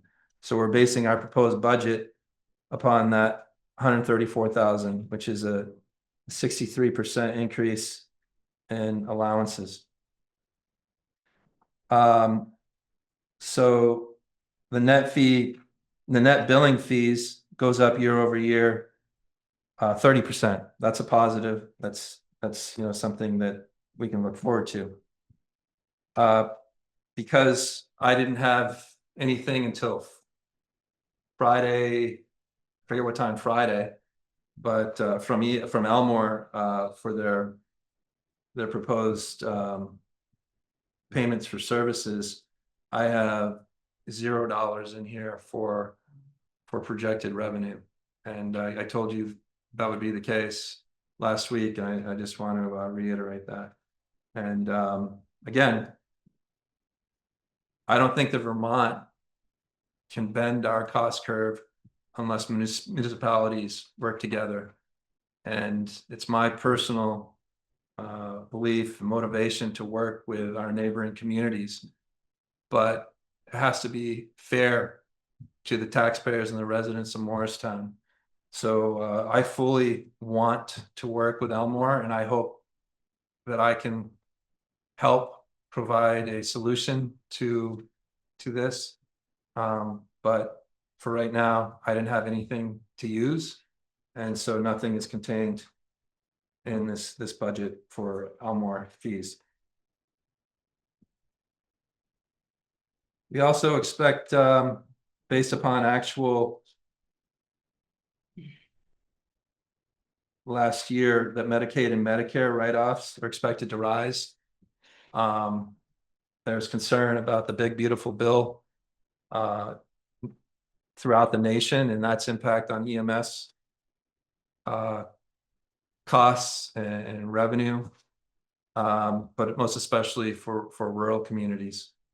I can tell you that I just got an email from Tina earlier today, and our increase in fees is already paying off, and we're already seeing quite a significant increase in our EMS fees just based upon, I forget when the select board approved our recommended increases, but so again, there is good news there. Turn to page 3 of revenue. So the total ambulance budget for 25-26 was approximately 400,000. For proposed for 26-27, we're projecting approximately 476,000. It's approximately an 18% increase. That's something that is a positive for revenue. Recreation. I informed the select board last week that I would be doing this. I fully understand that this community deserves rec programs. If you look at page 3, recreation, this is all based upon summer rec program fees, sponsorships, etc. And our budget for 25-26 was based upon 75 residential campers for 7 weeks at $290 a week. We had to pivot. We had anywhere from 30 to 25 campers last year. We pivoted with our staffing to reduce our costs. So the summer recreation program, we didn't operate at a loss. Am I correct, Tina? But it was very tight. So we were able to pivot, and last year, summer rec program was not in my budget, not because I don't think that this town and the youth don't need it, but there's just difficult decisions here when you're looking at a 9% increase with controlling your costs at less than 50 bips. So I'm saddened to recommend that this year I recommend that we do not have a summer rec program. We've been in communication, not just me, but staff people with Hyde Park, with Johnson, to see if there might be alternative solutions. Hyde Park and Johnson do not have summer rec programs. Last year, we reached out to Stowe to see if there might be a way to work with them. It's too late in the year, and they just do not have the facility capacity for what could be the possible numbers of youth that would take part. So this is an example of, not only me, but staff are trying to find solutions. Last year, we came up with a program. Obviously, our budget estimates were wrong. We pivoted, we adjusted, and we were able to operate without a loss, but it was difficult. And I was actually concerned about staff. It took a lot of work, and it involved not just summer rec hires, but it involved Adele, a new hire, regularly, routinely going over to the school. It involved Judy and I regularly, routinely going over to the school. And it was significant administrative staff hours in addition to the costs for running the program. Investment income. Again, I mentioned our cash sweep.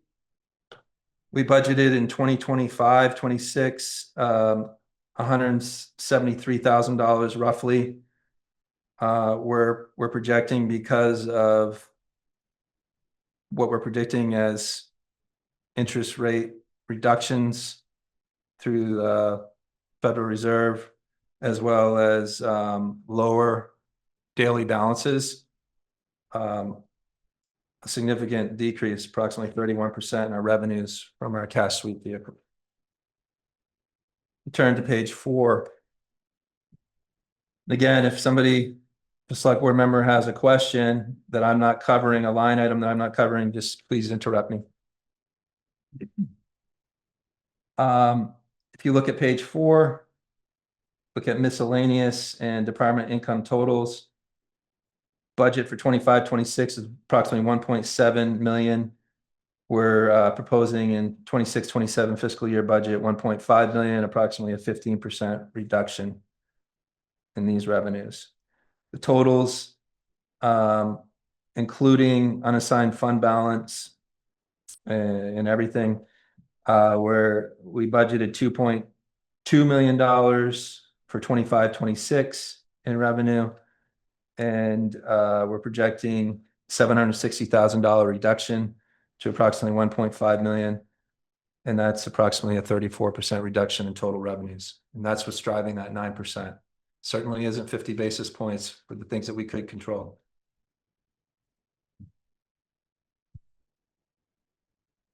So if we could move to the general section, general government budget worksheet. Dues and subscriptions under select board and policies, approximately 4 lines down. We budgeted 13,000 roughly in 25-26. We're proposing an increase to $19,300 for 26-27.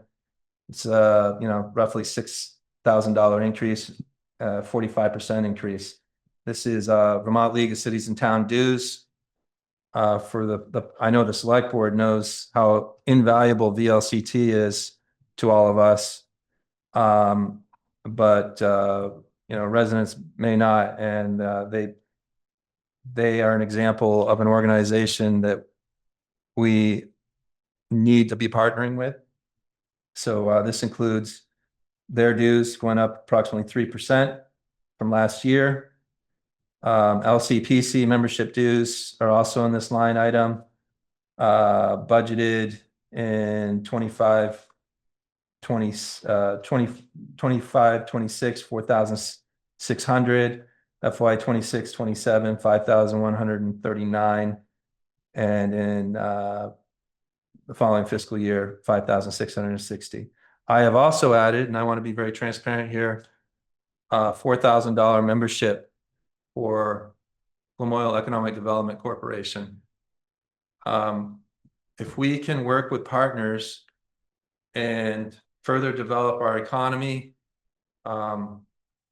attract more businesses here, attract more tourists here, attract visibility for our natural resources, that'll go a long way in helping us improve our costs for the taxpayer. So that's why I'm recommending that $4,000 be included for LEDC annual dues.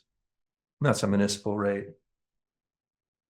Insurance premiums, already gone over this. Budgeted for 25-26 was approximately $490,000. For 26-27, we're budgeting approximately $587,000, a 20% increase. This is a result of rates, exposure changes, payrolls, values, etc., and losses. And they call that experience modifications. They all factor into these increases. Some coverages like law enforcement liability and auto are receiving double-digit rate increases, not just because of our town, but member losses throughout the state as a whole. So this is an example of costs that we have very little control over. This is through Vermont League of Cities and Towns passive insurance. And we're seeing increases year over year that are quite substantial. Some positive note is our property, public officials, and employment practices liability received double-digit reductions. Unfortunately, those line items in our insurance costs are much less than the line items that went up. If you turn to page 2 under the general government budget worksheet, election expenses year over year, 25-26 budget, 7,000. We're projecting a cost of $13,000 or 86%. It's $6,000. It's not monetarily significant when you're looking at other cost increases. But any given year, depending on the number of elections, federal, we have these movements in our costs. The actual for 24-25 was $17,300. It was roughly $17,000. We budgeted in 25-26 once again 7, and we're increasing it to 13,000 projected for 26-27. page 3 of general government budget worksheets. If you go down to communications, computers, other purchase services. We budgeted $2,628 in 25-26. The actual for 24-25 was substantially more, but that was new purchases, et cetera. And 26-27, because of new software purchases that we'd like to make, we'd like to increase it to 20,500. That's a 680% increase from $2,700 to 20,500. But again, these software purchases are efficiency purchases.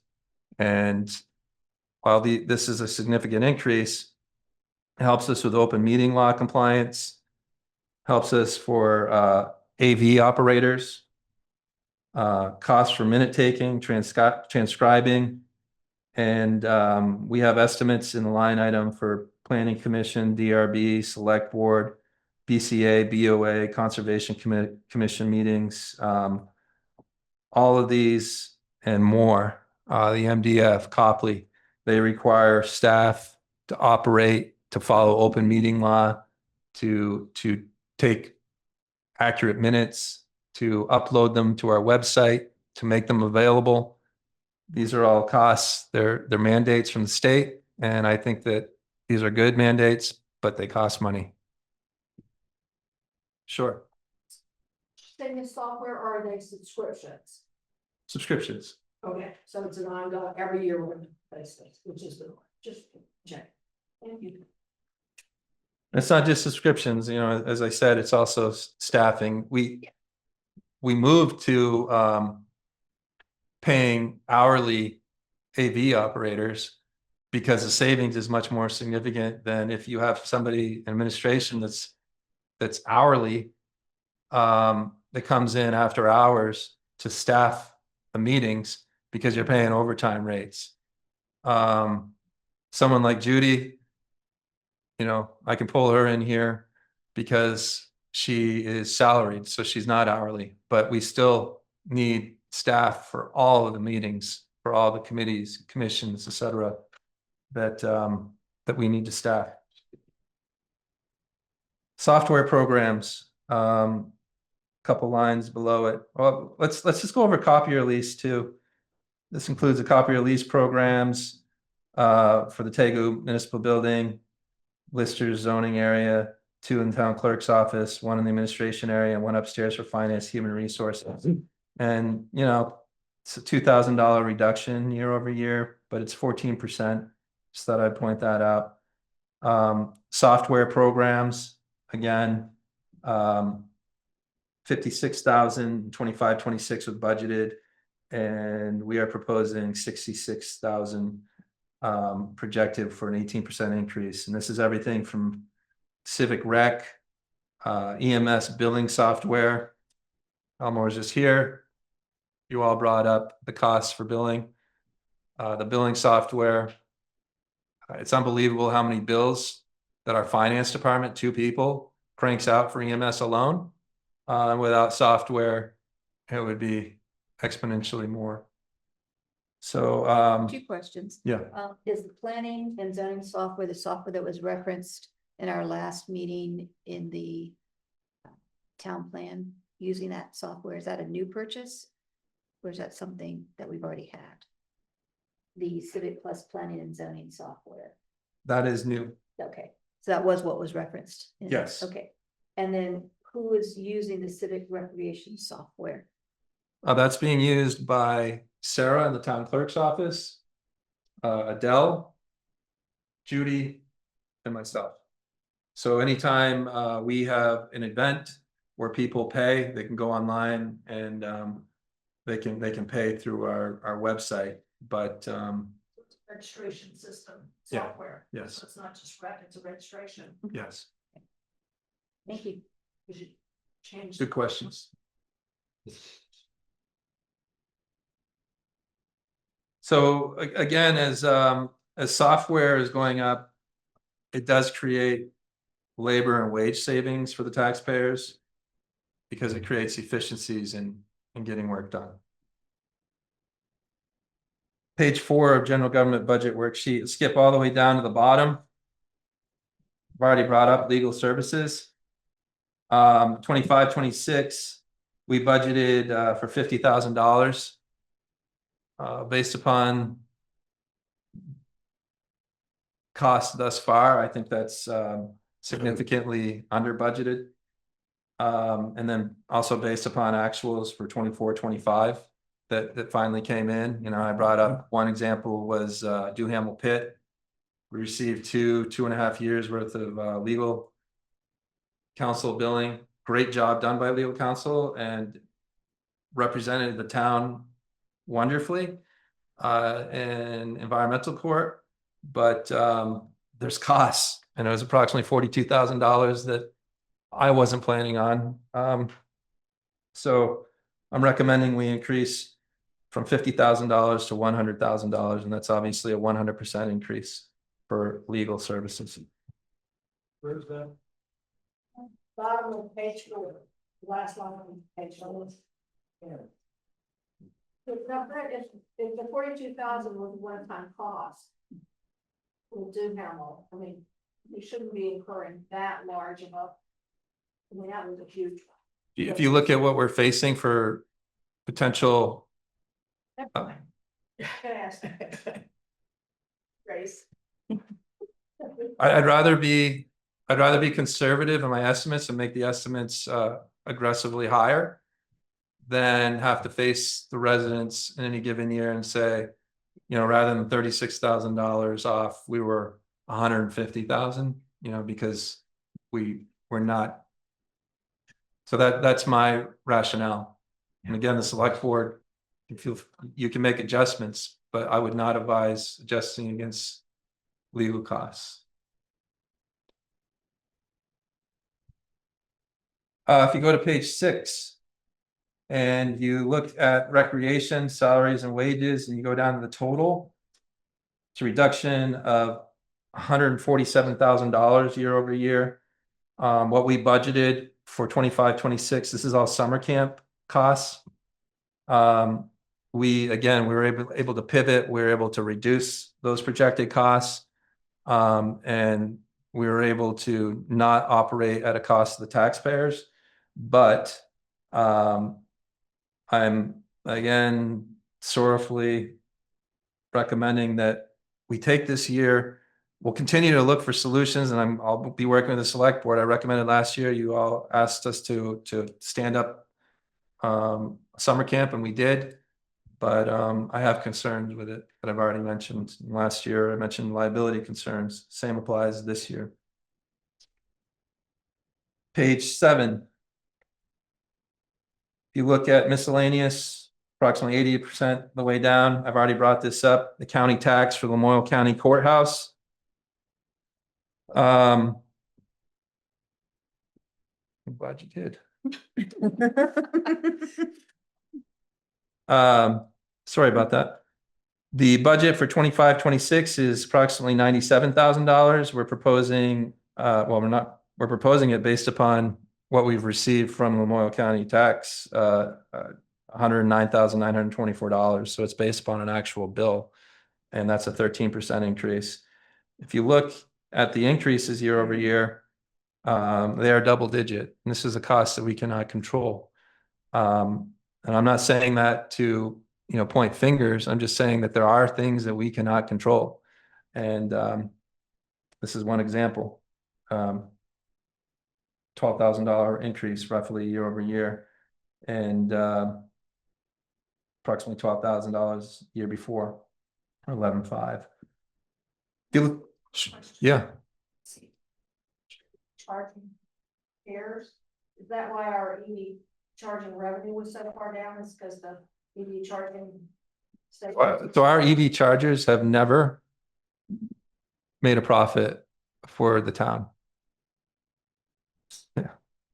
Will they, once we pay this? Aren't Well, they supposed to? I'm reserving it there because every year I negotiate with ChargePoint and try to convince them to come down on what it would cost to repair or replace, and they don't. And I'm also reserving it because I'm looking for grant funding.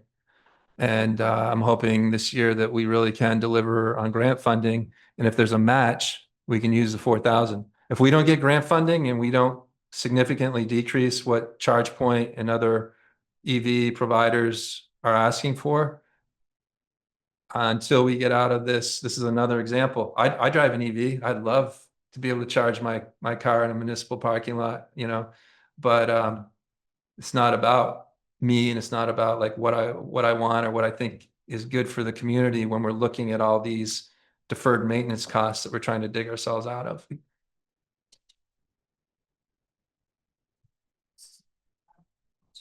Possibly make. Not that I foresee. It's a matter of, in my opinion, it's attracting EV drivers to our community.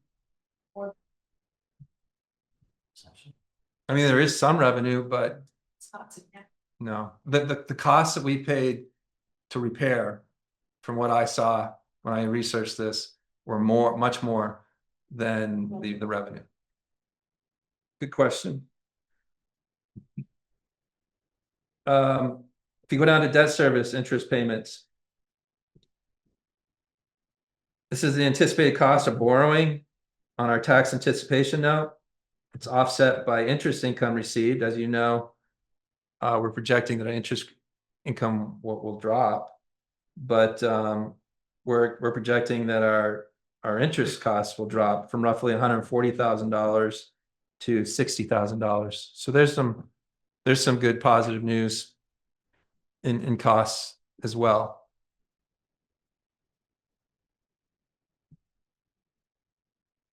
And then finally on page 8, the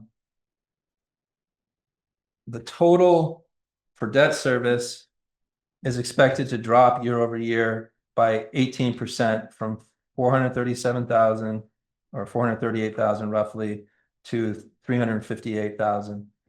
So the grand total for general government is a 2% decline from budgeted 2.981 million in the current fiscal year 25-26 to 26-27, 2.927 million. Because I think we're still in negotiation with Habitat for Humanity, but there was talk about them paying $50,000 for that law. Where would that show up in our budget? Would that be a revenue? I mean, it'd be revenue, but It would be called a sale of assets and it would show up under the income section. okay, that's what I thought. No, but that's not confirmed yet, so we don't. Well, it's not in there. I don't know Yeah. anything about it. It would probably happen in this fiscal year. They're talking about building in the spring, so it'll be 25-26. So if we want, if we Agreement. if plus is I think George was trying to point out, it might happen in this current fiscal year. If it happens before July 1st, that would be this current fiscal year. They're talking about building and start building in the spring, assuming we agree to everything. So I don't see how it would affect the budget process. Okay, if we can flip to police, and I'll go over some items, and then I'll ask Chief Luno to further discuss the police budget. So as I'm sure everybody knows, we'll start with page 1 of the police budget. I'm sure everybody knows that Andy Glover retired. He's now working for Copley Hospital, so he isn't too far away. But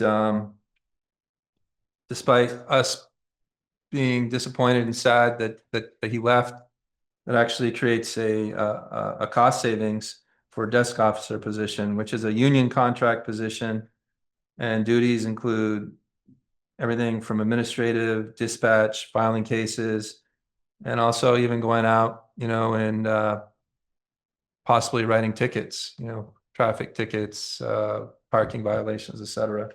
So the budget for 25-26 was 85,000, and we're projecting we've hired a new person. We're projecting 68,000 for 26, 27, which is approximately a 21% savings. As I said earlier, we negotiated successfully a union contract for PD this past year. And so we do have wage pressures. But believe me, every single municipality in this state that has a police force is experiencing those same wage pressures. And I want to give high kudos to Chief Luno for the department that he runs and the dedication of his officers, because I personally know of other contracts that were signed in the last 12 months in the state with substantially more increases than what our police department requested in wages and benefits. So I take no credit for that. That was all Chief Luno and his leadership in the PD. So thank you, Chief, on behalf of all the taxpayers. Part-time animal control officer. It's unbelievable what we face for animal control. I'm talking like a couple dozen dogs in a home of a person who needs to go to the hospital that our animal control officer, Bruce, is finding places for them. And once people found out that we had an animal control officer, literally people start coming out of the woodwork, not just from Morristown, but there are unfortunately significant needs for an animal control officer. And this is one where I'm a little bit concerned. It's based upon actual, but we're facing some issues. And this is one where I don't know, like it could be more. And it's just impossible to plan. So I think this is solid, but this is one that actually worries me at night. The amount of responses and work that we do for animal control is unbelievable. If you go down to health insurance, 3 lines down, we have a 31% increase from 124,000 roughly to 162,000. So despite townwide having cost savings, PD is one department where we've hired new police officers and we have more police officers choosing to use our health insurance benefits. So and that goes hand in hand with our health reimbursement account, budgeted for 25-26, approximately 36,000. We're increasing that, projected 44,000 in 26-27, which is a 23% increase. So that's counter to townwide, but this is another example. We don't know what's happening with the marketplace. We don't know what will be happening with other businesses. So a lot of our employees choose other healthcare plans through their partners. And depending on how things go, state of Vermont and nationally with healthcare, we could see more people jumping on our plan. Our plan really isn't competitive, in my opinion. It's the worst plan I've ever been on. But as we look out into what others are facing, especially individuals that are using the marketplace, individuals using the marketplace, it's not it doesn't look good for anyone.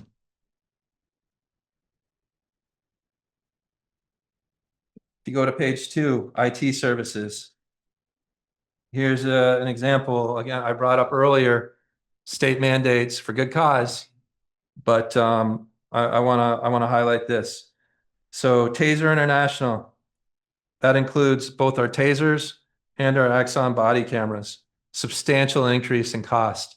Our tasers are so old that it's hard to find replacement cartridges, when our police officers have to certify annually, is it annually or semi-annually, chief? So when our police officers have to certify annually, we're having a hard time finding cartridges for our tasers, and they're telling us that they're not going to be available. So that's, we got to get new tasers. And then the Axon body cameras, that's 16 licenses, docking stations, and cloud storage. A 5-year plan, $25,000 a year plan, expires in 2030. And then this also includes our tech support. It used to all be under admin. Police didn't even take advantage of it, but we saw that it would create cost savings to use Blue Mantis. So we have provided those services to every department, and we now allocate them out to every department on a pro rata basis. This includes email licenses and police scheduling software as well. And once I go through this, I'll give the floor to the chief so that he can go over other things in more detail, and you all can ask questions. Heating oil. These are broken out for every department, and you're going to see an increase in heating oil in every department. The budget for 25-26 was 4,100 approximately, and we're projecting 5,500, 35% increase just for police, but it's an increase for every department for heating oil. Propane for the police department is actually going down. That's based upon actual use. In other departments going up because the cost of propane is going up, and other departments use more propane. I have nothing on page 3. And then finally, page 4. The chief worked with us. And I talk about deferred maintenance. This is where I get uncomfortable. Last year, I asked the highway department to defer an equipment purchase. They did. Middle of the year, broke down, couldn't find replacement parts. The cost to repair it was so significant. We were able to go out and find a lightly used equipment with a warranty, but we were fortunate. And so I get heartburn, agita on a daily basis when I'm complaining about years, decade, 15 years of deferred maintenance. And I'm asking the police chief and highway, we have a 2019 vehicle, out of warranty. How many miles, chief? 85,000. 85,000. So with what the police puts on in a year, we're talking 26, 27. It'll be over 100,000. What are the unforeseen costs for repair and maintenance of that vehicle? It should be replaced, but the chief worked with us, and in my opinion, we're making a risky decision, one that I'm concerned about, in deferring a new purchase to replace that 2019 vehicle in 26-27 fiscal year. It's a 2019 Tundra.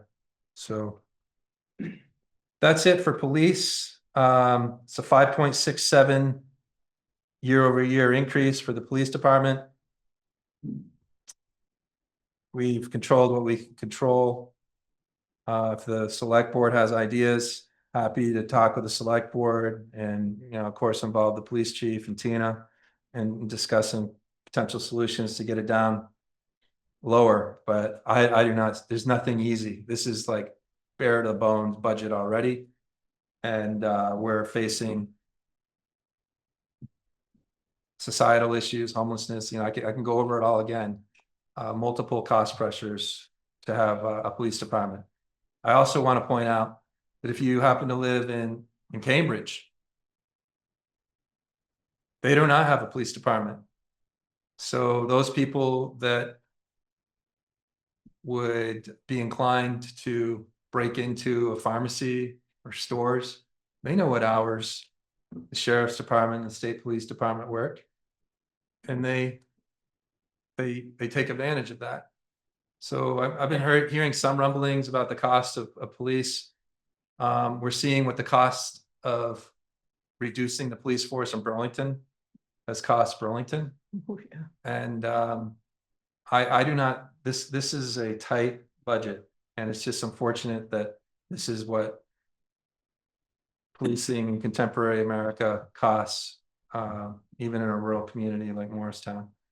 So with that, unless somebody has a question for me, I think Chief, if we could give him the floor to discuss anything he wants to highlight and then answer, I think he'd be better able to answer any questions the select board may have. Yeah, my two big ticket items, like Brent said, we're in year one of our police contract.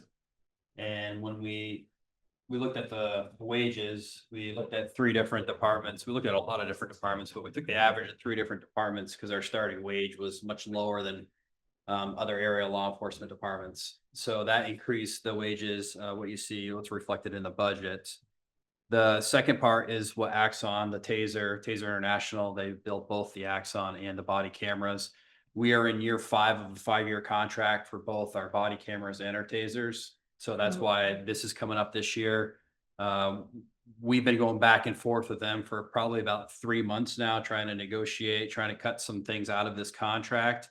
But what they do is they don't only supply us with the actual body cameras, they supply us, we got to retain data. Some of the data that we retain is forever. So they essentially provide us a cloud, which costs about $26,000 by itself, where all the data is retained.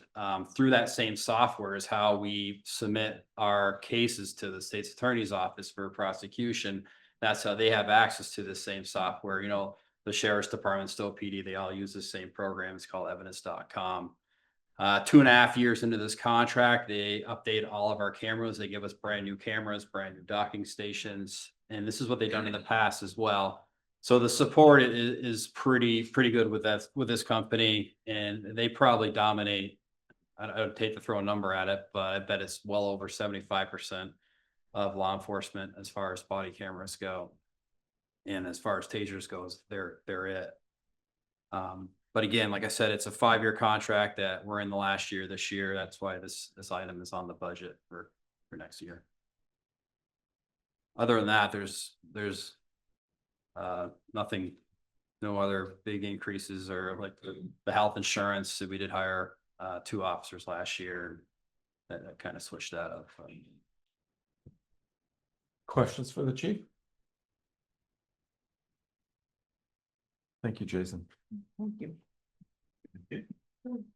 I just want to also say, like, before I even considered applying for this position, and I was really excited, I made the mistake of telling my partner that I saw it posted on LinkedIn. My grandfather was from Morrisville, so I have a lot of childhood memories driving here. My grandfather in the back of his Buick. But before I even, and I wasn't even going to apply because many reasons. Oh. No, I just, I was settled into a job for a private developer, working.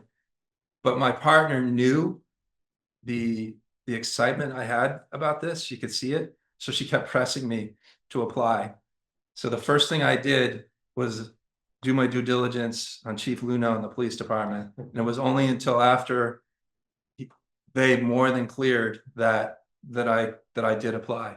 Because I know if you do not have a police chief that is a leader, that is community oriented, a community cannot thrive. So really appreciate all that you do.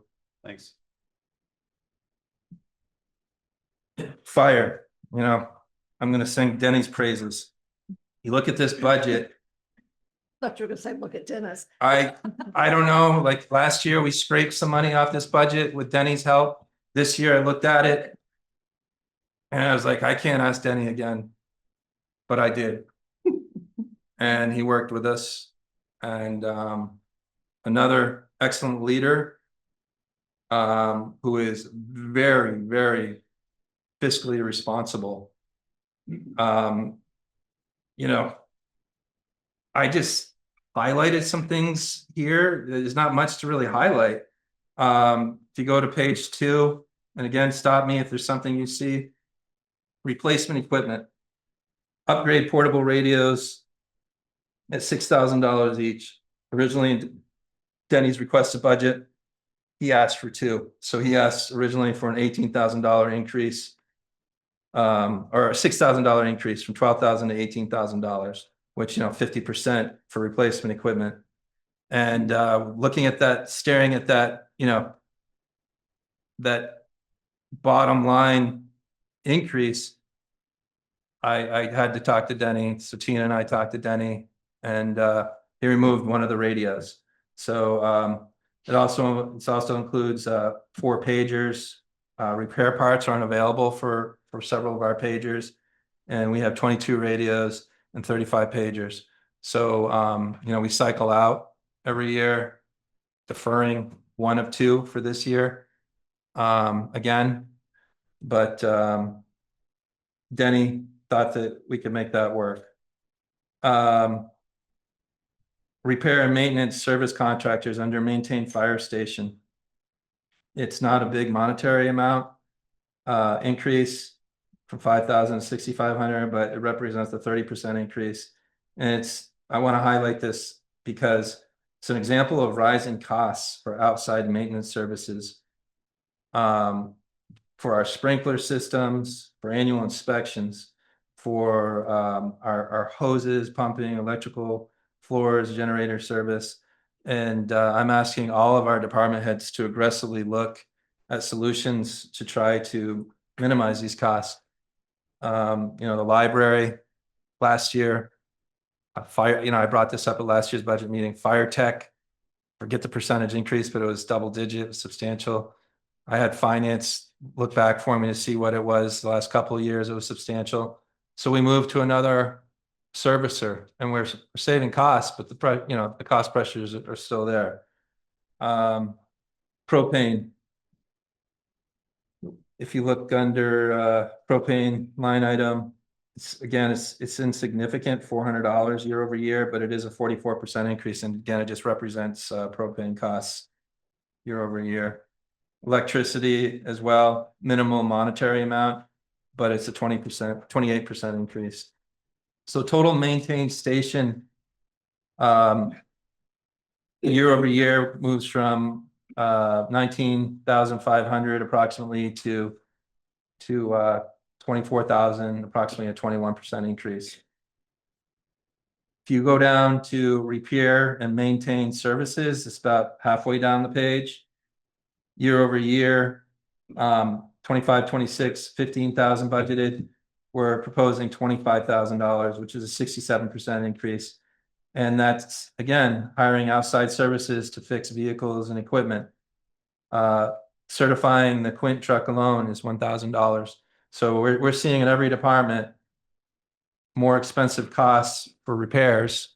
And as our equipment and fleets and vehicles age, that only creates more need for repair. So I'm just pointing it out, even though in the grand scheme of this whole budget, it's not significant. And that's all I have for fire, really. Again, I asked Chief Denny if he wants to share anything with the select board, and then if the select board has any questions for Chief. First off, you got any questions? I'm all set. Anybody else? This came here today as a mistake. This is what our association does for this town. Voted by the members of the floor. Yesterday, I brought a check over to Johnson Farm and Garden for just over $4,100 for hand tools, storage compartments for our new truck. So I want a lot of the taxpayers to understand that the tickets at Hoagie's go to our association. And our association has no qualms on buying equipment that goes on your trucks. This is just the most recent, because I brought the check over myself yesterday morning. So you look at wherever hand tools are, that would eat it up. It'd be gone. Yeah. I mean, that association has spent tens of thousands of dollars on equipment for the town. So we never have advertised it per se. You know, and people said, well, you should. Well, it's thanks to the people who play the tickets are the people that allow us to do what we do for the town. As far as getting equipment. So I just thought tonight would be a good night. Cause I actually got the invoice because they sent it to the town email. But if you look at the heading, it's Morrisville Fire Department, not Fire Department, Town of. So we're changing that, but if you want to look at it to see the list of equipment we just bought, right down to a new K-12 saw. I mean, I just wanted to bring that up. Thank you. And it also allows us to help to keep our budget kind of where it's at. So, thank you. Thank you. Thank you, Danny. Thanks, Tony. Problem. Gives I the can budget leave now. very clear cut. We're gonna move on to rescue. Can't leave it.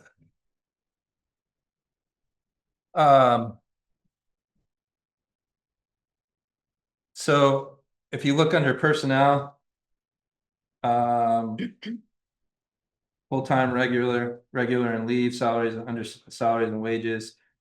We're projecting a increase from roughly $485,000 in 25-26 to $528,000 in 26-27. That's a projection of approximately 9% increase. We, as I said earlier, are still in negotiations with IBEW for the EMS and admin union contract. We still face overtime pressures, even though we've hired more full-time equivalent, and we've hired per diems.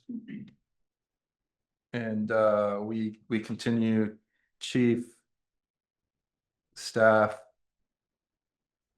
myself, we continue to work to try to push that overtime cost curve down. But when you're staffing 24/7 and you have such a small number of full-time equivalents, and with per diems, you can't call them in, you can't hold them over. If they're kind enough, they will come in, but you know, per diems create cost savings with benefits, but you also can't call them in for coverage. So we continue to strive to decrease overtime costs for the taxpayers related to EMS. If you go down to near the bottom, EMS services, the last line item, repair and maintenance services. Again, hiring outside services to repair and maintain medical equipment. The budget for 25-26 was $6,500. We deferred this very equipment, the monitor, from last year's budget. It's in this year's budget. The increase is from $6,500 to $15,000. Corey has provided me proposals from Zoll. I've asked her to go back to Zoll repeatedly. I was actually on the phone directly with Zoll on Friday because Corey was out and I was trying to finalize his budget. Corey had done all the hard work to negotiate terms. So we've now, thanks to Corey and my asking to go back over and over again. Worked out a plan where we have a 0% 3-year purchase for this equipment. But then you also have to look at service costs, and this is 130% increase year over year. And as our EMS equipment, stretchers, other equipment gets older, the cost for repair is much more significant, and service contracts prices are increasing. So that's 130% increase just to the repair maintenance services. Go to page 2. Multnomah County Dispatch, Sheriff Marcoux. I don't know how he swallowed the cost, but I heard he had a significantly more cost to his department than what he is allocating to the municipalities for dispatch services.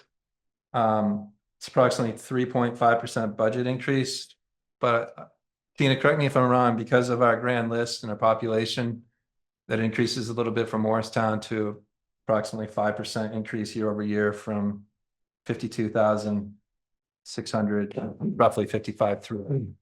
All based on grand list. Yeah, so there's two parts to the formula.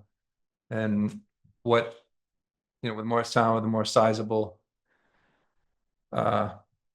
number of people and our grand lists, we pay a little bit more than other smaller communities with lower grand lists. So this monetarily isn't significant, but it's a 5% increase, and it's something that we can't really control. This was controlled as much as it was because of the kindness of Sheriff Marcoux to somehow eat some of these costs within his own department. If you go to page 3, some good news. Total for maintaining the building, 25-26, approximately $24,000. We're projecting approximately $18,000 proposed for 26-27. That's approximately a 28% decrease. There's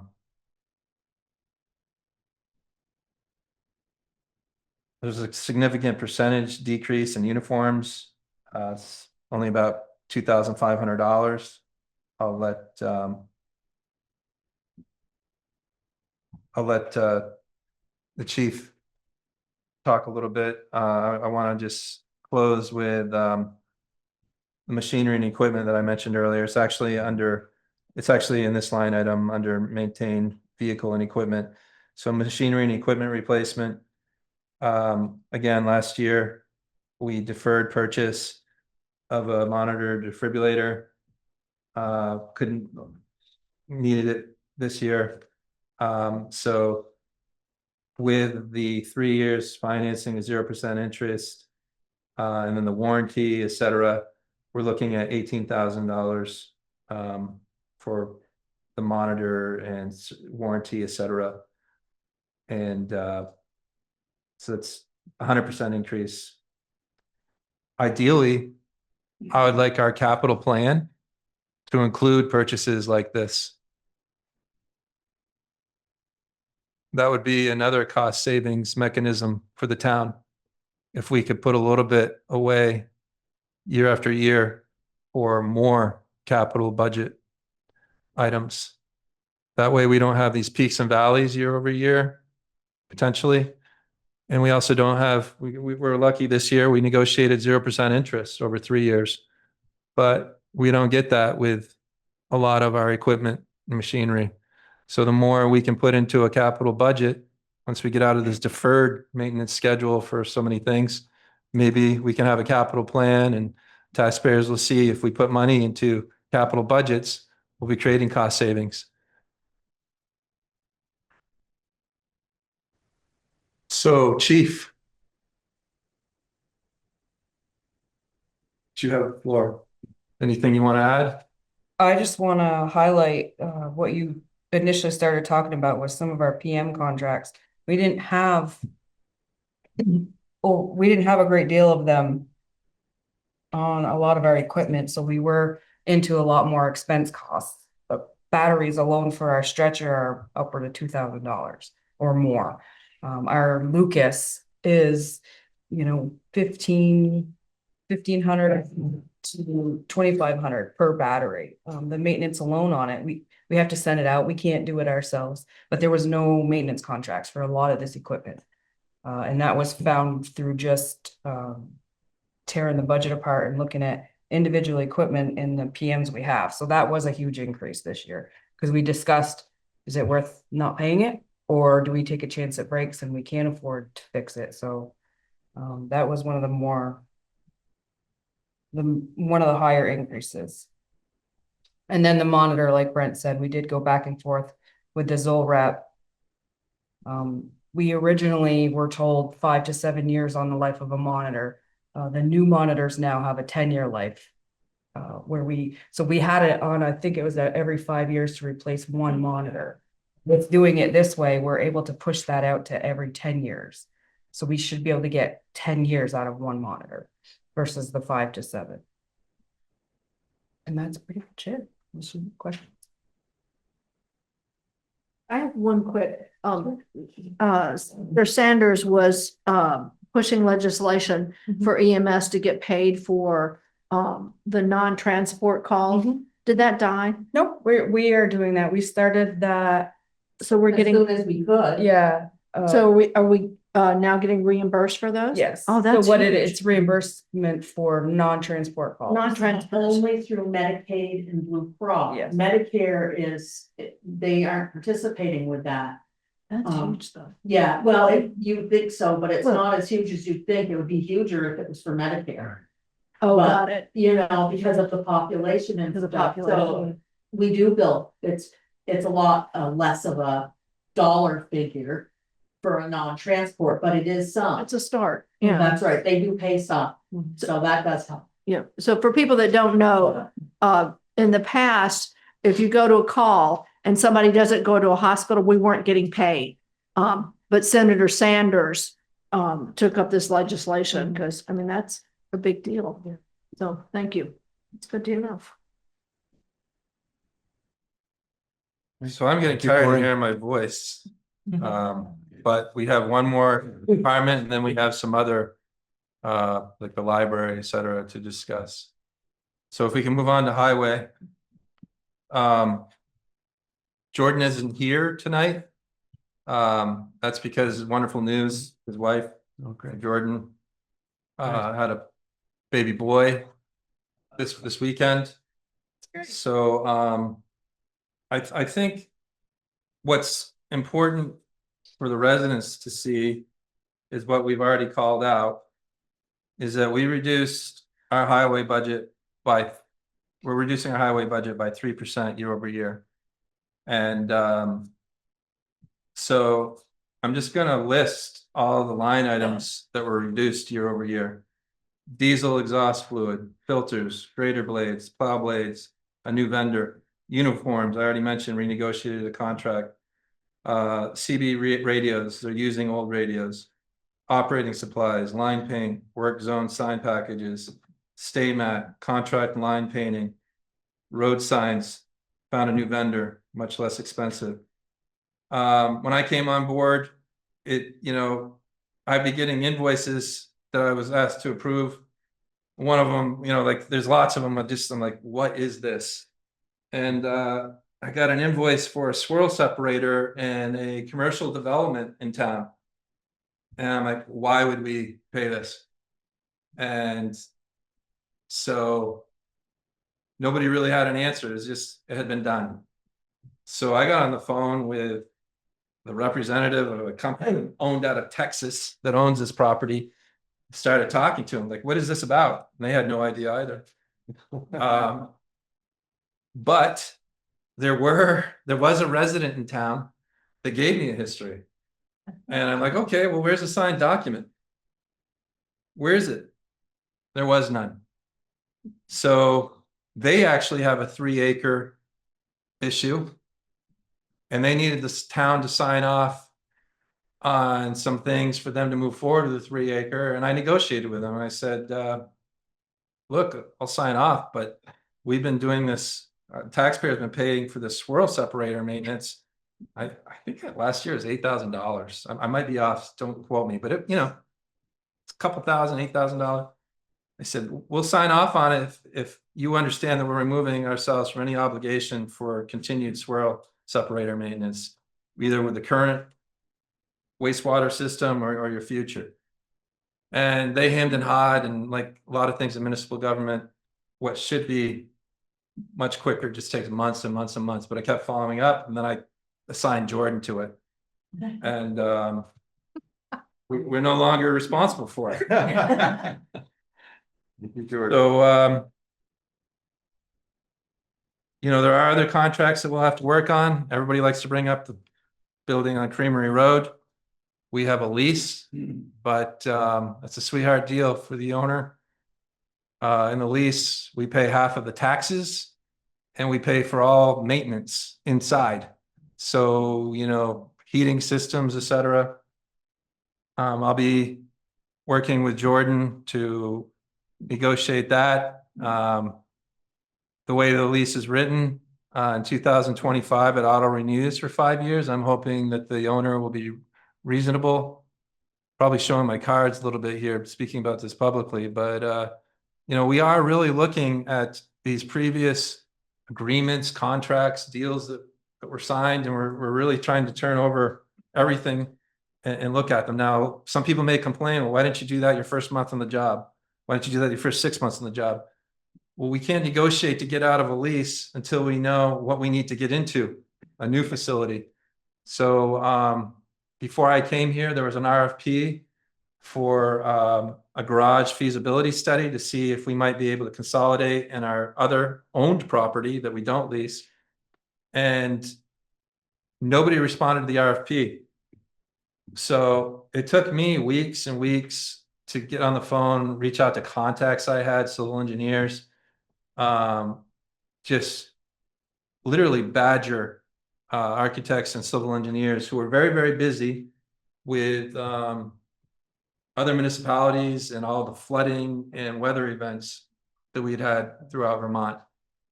Finally, got a lead and locked them in.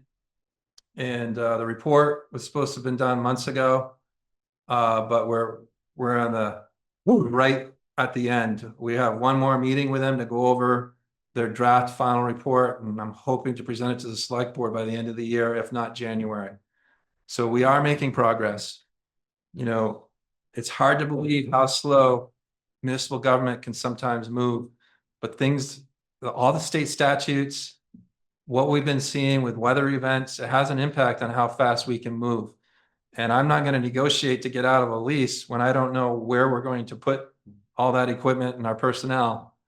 And I want the information, the facts, to be able to know what we need to do to be able to move out of that. So I get a lot of feedback and frustration about that lease.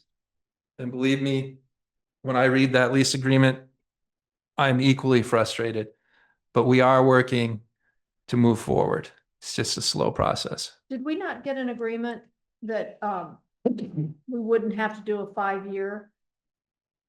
I know we talked about it because and that we were going back and forth, and that my understanding was that the Monash Corporation had that there was talk about it, and then there was some kind of agreement that we wouldn't have to sign a 5-year. You know anything about that? If that is true, that gives me even more hope. I've met Howard Monash. Yeah. And personally, he's a great guy. Like he's reasonable. Yeah. I wasn't meaning to name names. No. It's also Asbestos Corp. If I used a name, I would have used Asbestos Corp. But Mr. Monash has been very, very reasonable, from everything about the 3-acre site to road behind his one of his stores. So I'm hoping that we will have positive negotiation. But what's written in the contract is locked in for another 5 years, and I have not heard what you're sharing. So that gives me even more hope. Yeah, because that was concerned that we just needed some more to get the evaluation done, and then if we decide to move, to do the move, and that was, remember that conversation? I know the conversation. I didn't know that there was anything substantial to it, though. I thought agreement, but I could be wrong. Could be wishful thinking, but I'll keep hope alive. yeah.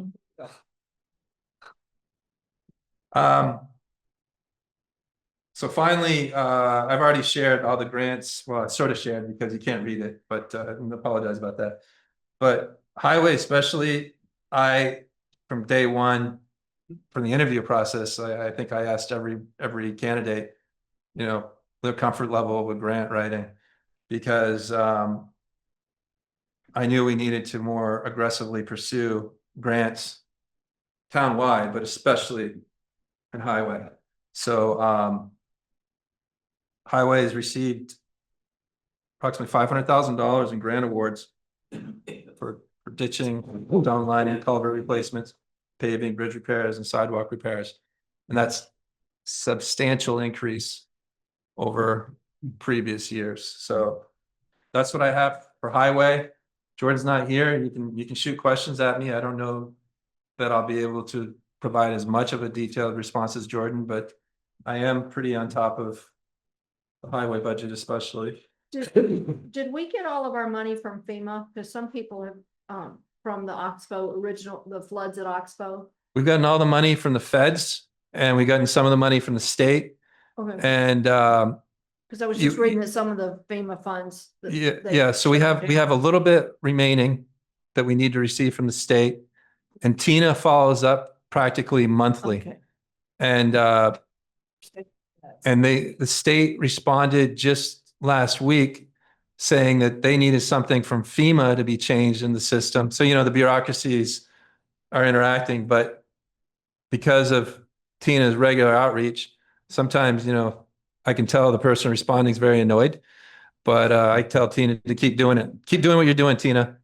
And Yeah, we're owed from the state portion under 14,000 for all events, and that's the rest of the money that we're owed through all FEMA events. Oh, it's great. the state hired all these consultants, right, to help municipalities get their money. And Tina educated the consultants. I was on multiple meetings where she was educating the consultants. So that's a resource right there. You know, I hope we don't have another FEMA event, but judging from the weather patterns, we likely will. And Tina, thank you for your due diligence. Go Tina. So July 4th, if you flip to miscellaneous. Last year, I recommended removing July 4th from the budget. Select board asked it to be put back in. We did do July 4th, but we changed our fundraising model, and we didn't put it in the budget. We pulled it off, and our fundraising covered July 4th last year. Well, new companies bought the company that does our July 4th celebration event. It's an out-of-state company. Fireworks? Yes. And they're increasing. Last year was an increase, I forget what percent, and that's why I took it out of the budget. They're increasing from $14,000 to $20,000 year over year. And Tariffs. they wanted something signed a couple weeks ago. Yes, it's tariffs and new business owner. Yep. But the tariffs are substantial. You're all right, Laura. So Adele and I went over to Union Bank, who were very kind last year with their sponsorship. We explained the situation to the president, and he has agreed to increase his sponsorship by 100% year over year. It is a quintennial.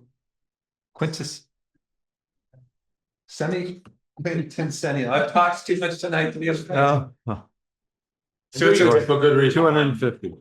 Say that 5 times fast. Thank you. I can't. I'm done talking.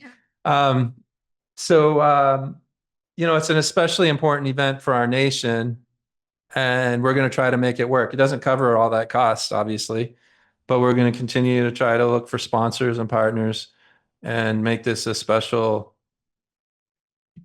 Semi quincentennial. semi-quincentennial What he said, Bad thing. but it's, Half 5. it's not in the budget, so wanted to highlight that. Morristown Centennial Library. So as I said earlier, we own the building. We provide repairs and maintenance service. The budget for 25-26 was $10,000. We're increasing that to 12,000 based upon real world costs, et cetera. And all of the inspections, testing, boiler cleaning, et cetera. That's a 20% increase. It's not monetarily significant, but it is another, that is money that the taxpayers pay for the library. Finally, the actual in 24-25 budgeted was $286,000. I came in last year. And what I looked at was the trend line year after year, going back to 2014-15 fiscal year. There's 2% increase, 3.5% increase. Then there was over 7% increase in 2017-18. And then there was in 2018-2019, there was a 7% drop. 2019-20, there's a 10% increase roughly, or 9.5. And then it was back to 3.45, 3%. Then 22-23, 0% increase. They flat budget. But in 23-24, the budget increased by 40%. And then the following year, 24-25, the budget increased by 10%. And so last year, I recommended the select board a 28% reduction that got the trend line more normalized. Now, that's finance, Brent speaking. The Brent that cares about this community, I still get choked up about that. So this is difficult for me this year. They asked for a 16% increase to increase it to $240,000, which is less than they had in 23-24. But I'm asking all the departments that I can control to control their costs. And I'm keeping them at a 0.5% increase. So I'm asking, I'm recommending to the select board that we raise by CPI, which is 2.8%, and consider having a vote for the taxpayers for the delta between what they were asking this year and what my 2.8% recommended is. That's up for the select board to decide. And I know this isn't easy for the select board. I know the select board was pained last year. I was equally pained. To be talking about recreation, summer camp, all these important community programs, the library, everything they do over there, it's incredible. The staff, they are so dedicated. This is not a statement about what they deserve. This is years of deferred maintenance and trying to get out of it and then figure out a way to support these other programs. So I apologize to the community that I'm again, I'm recommending 2.8% rather than their requested 16%. And I know that this will trouble a lot of residents, and I understand that. But it's a decision I just feel it's financially responsible. I don't. They're a separate nonprofit. They're independent.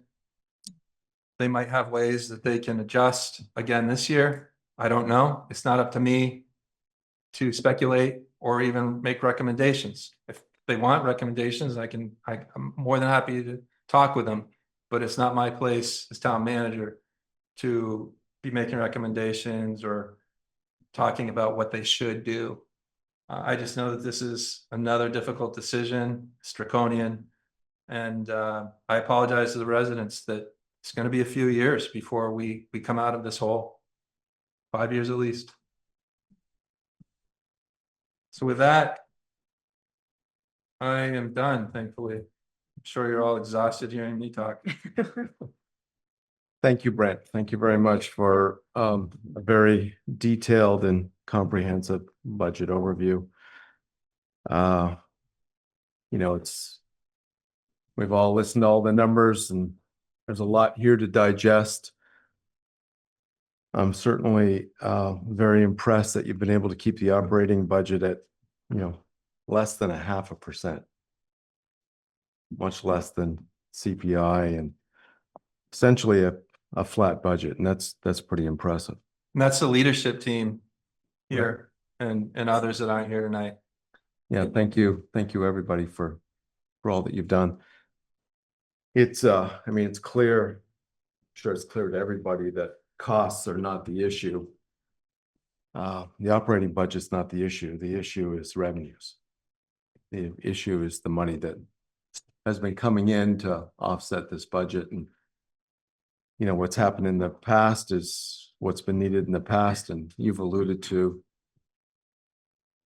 this town kicking things down the road for the last 12, 15 years, and it's all coming to fruition now. And it certainly came to fruition over the last couple of years, and that's why we put money from the unallocated fund towards it. But we're no longer in that situation where we can use those funds because there's just not enough money there. It is, when you start thinking about revenues and the missing revenues that are needed to perhaps make this a more reasonable budget. I couldn't help but look at some of the items that, and I'm not necessarily recommending that this is what we need to do, but if you did remove those special warning items, the 1 cent for the fire department, which clearly doesn't make sense moving down the road. The 1 cent for the highway department capital equipment fund, which again, wouldn't be prudent of us. A 1/4 cent for conservation commission, 2 cents for the bridge and highway, and 2 cents isn't enough to cover the paving and sidewalks. If those weren't in there, you know, we're still talking about 3.6%. We're still talking about a substantial increase. Well, we're talking about, I don't know if substantial is the right adjective to use there, but we're certainly still looking at an increase. I think revenue is what we as a board need to look at. We need to figure out some ways, new ways. Certainly the community's been talking about revenues for quite a while. Besides just laying it on the property owners. Besides just increasing property taxes. And I think that's where the conversation is going to go. I for one will be pushing the conversation in that direction, but we need to look at new revenue sources, and you know, that's what this budget's about. I can't sit here and listen to all that you've said, Brent, and nickel and dime this budget because it's already been nickel and dimed. You guys have done that. He's asked you to do that. Appreciate that. So, you know, that's my 2 cents worth. Can I make a statement? Yeah, go ahead, George. So, many of you know how many times I've been around the circle of building budgets in this community and in other communities on education, but building budgets is building budgets. It's the same procedures. And I have to say that and I've had a front row seat to many of the meetings that Brent and Tina have had with department heads. And from that bird's eye view, I've got to say that the commitment that I've seen from Brent and Tina and the efforts that all the department heads have made to prepare an incredibly fiscally responsible budget beyond the work that I've seen in many other places. They're just there. I mean, this team has worked diligently as any of the other budget groups I've seen. And, you know, how committed Brent and Tina have been to preparing and then presenting the most responsible budget they can to the select board and to the community as a whole. I know there's hours and hours of sleep that has been missed by Brent and by Tina, debating in their head when they should have been trying to get a little rest, the decisions they were trying to make around the hard decisions that Brent has identified tonight. I just can't say enough how hard this entire team, Brent in particular as the leader, Tina diligently at his side, and all the department heads doing their thing. There was never a meeting that I saw that any department head came in with any budget number that didn't make sense. There was none of that. Some of it we debated, and Brent and Tina debated, and the department heads debated about can we afford not to do this? And that was none of it was frivolous. That's even a word I don't really want to even use. It was all hardcore. We really need one of these or that, or we need to incur this extra expense. And it was remarkably with open minds that the department head said, well, let's think about what we might be able to do differently. This is what I think, but if somebody's got a better idea, we're open to it. And then going back and reworking it. It's been unbelievable how hard this budget has been worked through by the department heads and Tina and Brent. And I just want the people in the audience, the board, people who are on Zoom, and anybody that watches this presentation on tape to know from someone who sat inside the room and someone who's seen the development of budgets for the last 30 years, this was an incredible effort, and you need to know that. Thank you. Can I just ask, this, and I just want to clarify, I think, that there was concern that George was in negotiating for the select board. That was not the case. That was brought up to me and, and I was like, no, he was just there as an observer. I just wanted to make sure that everybody was understanding that, that there were no inside negotiations going on. That's not what he was doing, just for clarification. People didn't understand why you were your reference. So I'm just clearing it up so that everybody's clear that, there's no. If I may. Yeah. That's all. Last year I invited 2 select board members because George, with his decades of finance experience, and a former board member who had, I don't know how many years in a neighboring community with municipal finance experience.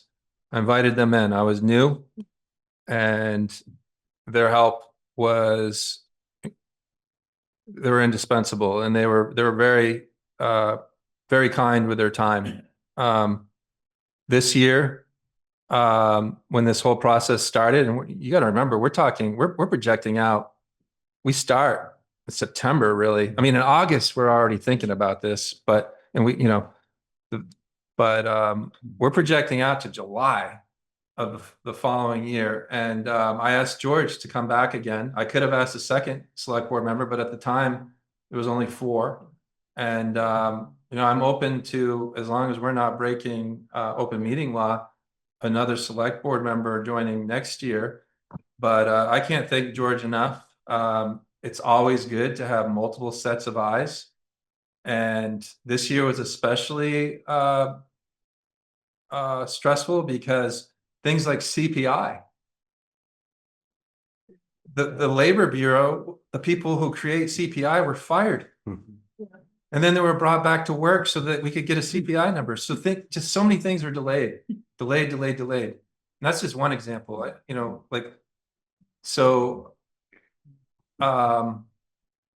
George was, a steady oar in the stream, and his eyes, when you see these line items over and over and over again, his eyes looking over this and just like asking a question, so helpful. So I'm not, I'm really appreciative for your feedback, George, but just based upon, I didn't know about this rumor. I just wanted So I appreciate you for bringing it up so I can clarify. Yeah. George didn't have to come in here. I asked him and he came in on a weekly basis, if not more. It's only to the benefit to the townspeople that you have somebody with this many decades of experience in finance, that you have his eyes perusing over these budgets to look at everything. And there was no conspiracy. No, I just want to make sure everybody understands the process, Yeah. because that, it's changed over the years and that it's actually an incredible asset. But that there's no private negotiations or going on. Yep. Any other comments? Go ahead. Well, I would like to thank you, Brent, and I'd like to thank your team as well. I spent a good part of my weekend going line by this budget and asked you a number of random questions, which you've answered all of them. And it's clear we need to find a way for new revenue. It's clear that we need to grow our grand list and we need to attract new businesses and keep our existing businesses healthy. And while this budget, one thing I appreciated was reading through it, very transparent, solid presentation. I understand what's in the budget. I understand what we're doing. And I know where we're headed, and we're addressing 15 years of deferred maintenance, and it's painful as heck. And while we are taking care of, I'm going to call it the big rocks, the roads, the sidewalks, police, EMS, fire, I also don't want to lose the soul of the community as well. And so I do have concerns about the library. I understand why you budgeted as you did, but I do have concerns with the library, particularly since they're picking up a lot of slack. I'm not saying a summer rec program, not at all, but I don't want the town to lose sight that a revised version of recreation could help bring a lot to the community. And I think there's people committed to help make that happen. I did take pause in seeing that MAC is receiving $7,000. And they're a key component of the downtown designation. And yes, there's grant money out there. But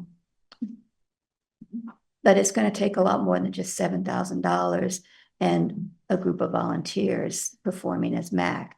So I don't want to lose sight of that. I think we just need to say that publicly and own that and think about that, but realize that, well, maybe as you say, we take this year to really dig in and address deferment and address that so that we can begin rebuilding, but don't lose sight of that community soul that we need to also help nurture. Thank you for that. I echo those sentiments a lot. I appreciate all the work that you guys did on putting this together. This operating expense is actually a negative if you factor in inflation and everything else. And this 9% increase is substantial, but that's the boat we're in right now to try to get out of where we've been for the last 15 years. And we do need to come up with an alternative revenue source. And like Leah said, we get an alternative revenue source or increasing the grand list. And I think both of those are tied hand in hand together. We have to do things to make our community more palatable for people who want to be here and want to participate in the great community we have.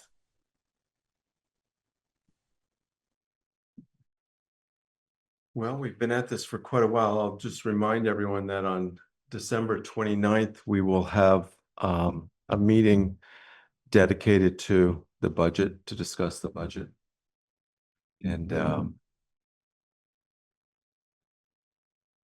that's what I'll say for tonight. So I would entertain a motion. I'll move to adjourn. I have a motion to adjourn. In letting people comment? I didn't see anybody who wanted to comment. I Yeah. didn't ask, but usually there's hands. Thank you for giving me Go right time. ahead. Since it's been long, I hope you give me a little bit longer than 2 minutes, maybe 2.5 minutes.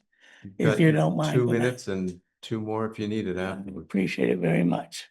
I'm reading this, so we'll keep it as slow as we can. It's very easy to criticize the town budget. And in a moment, I will. But first, I want to acknowledge the significant amount of thought, time, effort that clearly went into preparing this one. From you, from all of you, from everybody that was involved in this budget. I'm talking from, want you folks to know where I'm coming from as a resident, retired resident on a fixed income. This is how I looked at this budget. Looking through this proposal, there's very little so-called fat. It funds core operations, the basic cost of running the town, almost to a bare minimum levels. And yet it still represents a 9% increase over last year. 16% increase from 24-25. 33% increase from 22-23. And a staggering 50% increase since 21-22. It's clear that this trend cannot continue if Morristown is going to pull itself out of this financial spiral. The fundamental challenge we face with this and future budget is the size and growth of salaries, wages, and fully paid family benefits for town employees. This single category amounts to roughly half of the entire budget. And because union employees receive automatic yearly raises, these costs will continue to grow, regardless of Morristown's ability to pay for them. Unions play an important part in protecting workers in profit-driven industries, where employees may have little leverage. But unions operating within town government raise different questions about control, accountability, and long-term sustainability. So Tom, that's 2 minutes. You do have 2 more coming to you, but you know the rules. Is there anybody else in the audience that would like to speak? And then Tom can have his additional 2 minutes. I have 1 person in the audience and 1 online. I will come back to you, I promise. Go ahead.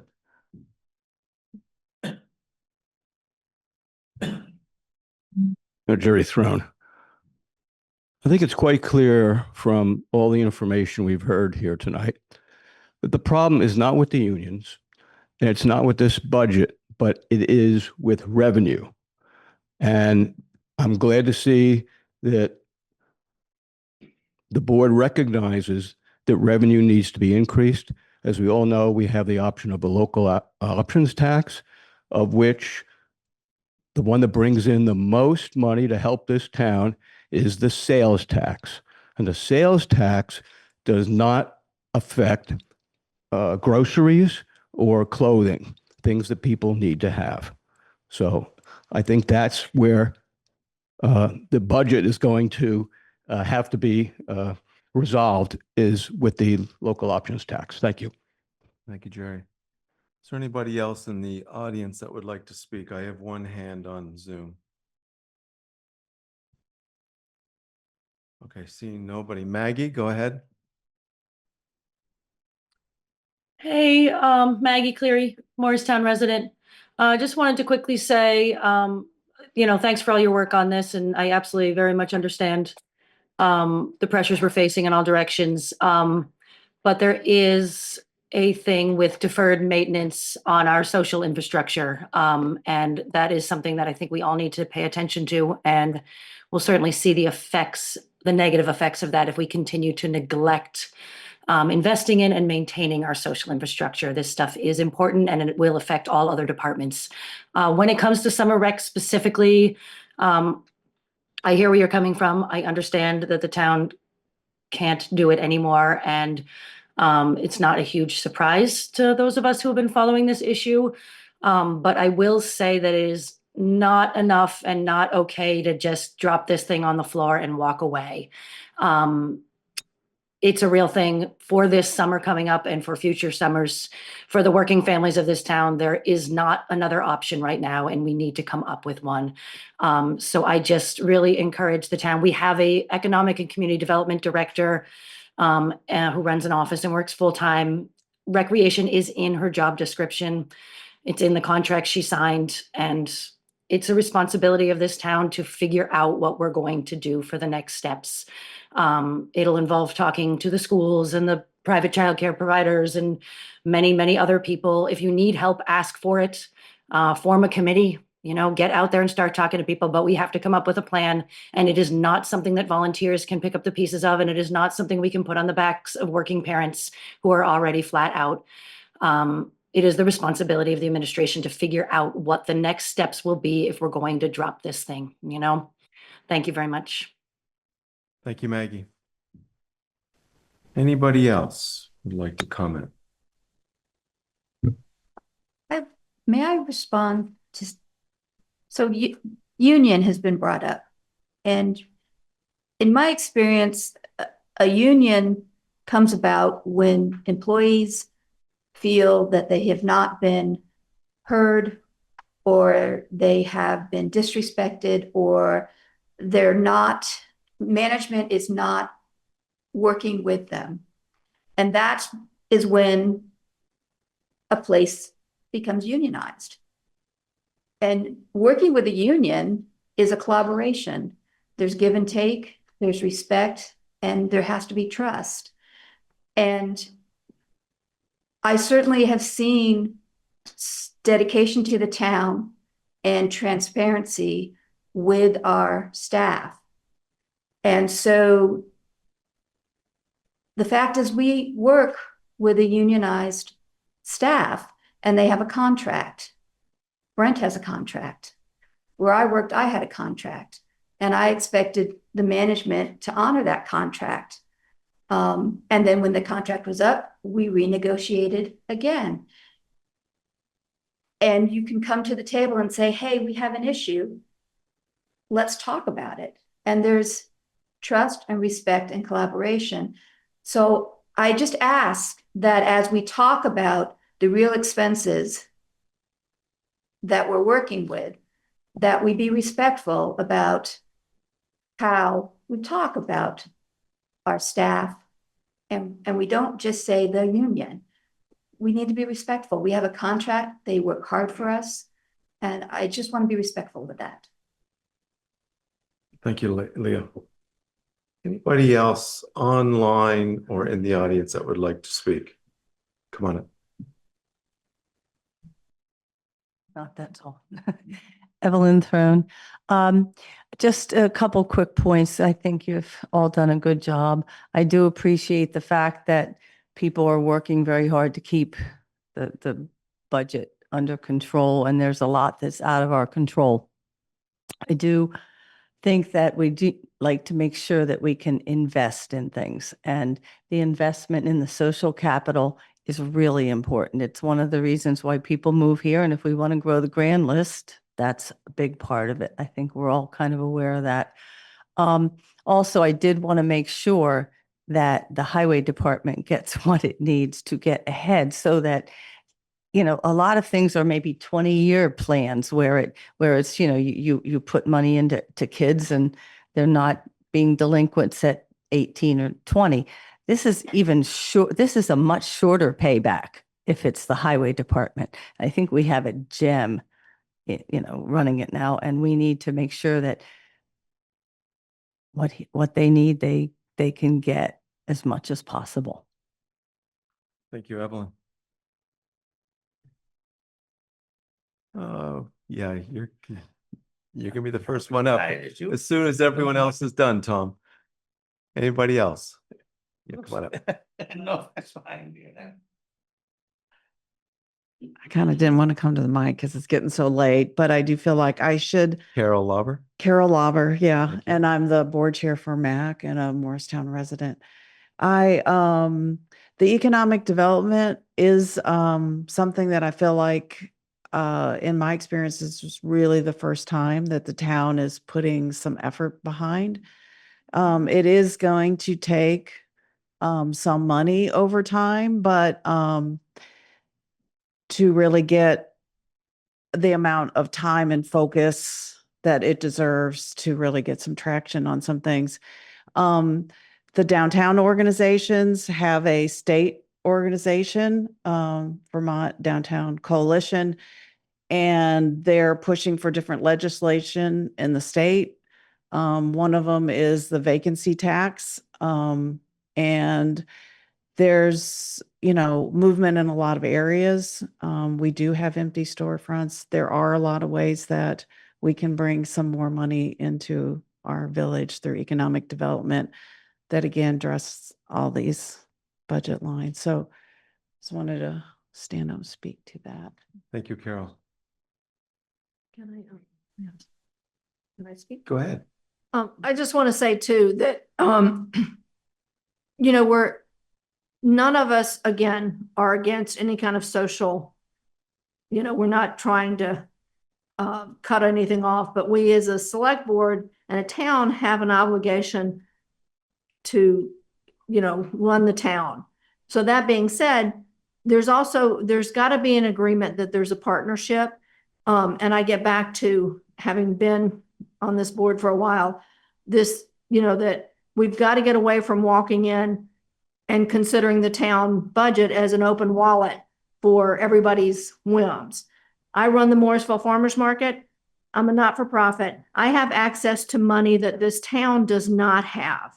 So I think it's really important that all these organizations, Mac's working like crazy to get money coming in, and that everybody understand that it's not solely the town's responsibility, that we all have to join in, because there used to be a lot of money. I'm not sure there is so much money anymore, but the fact that many of these organizations are not-for-profits have the access to money that we as a town don't.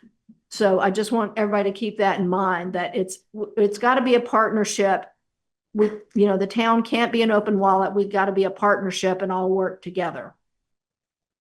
Thank you, Laura. One last call before Mr. Cloutier comes back up. Go ahead, Tom.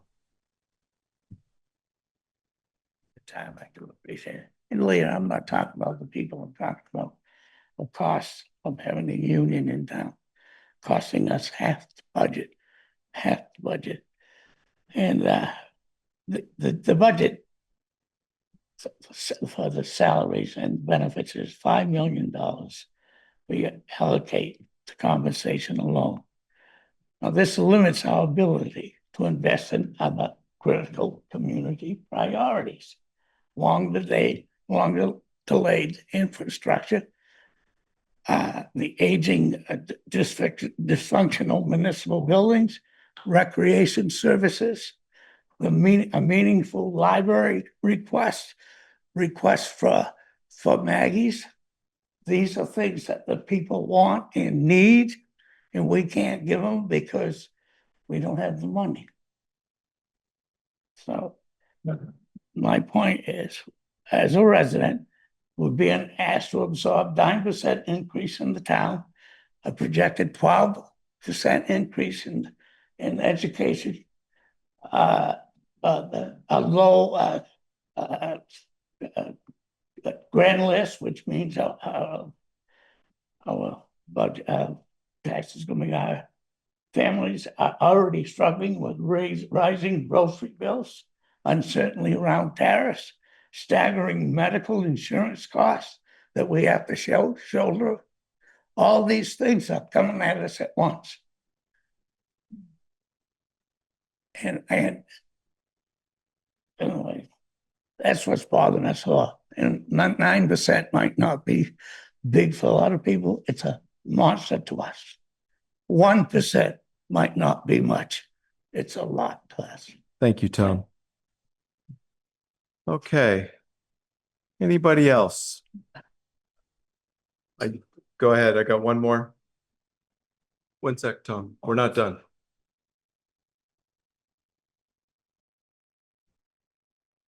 I don't really have my thoughts put together too well. Laura Green, Morrisville.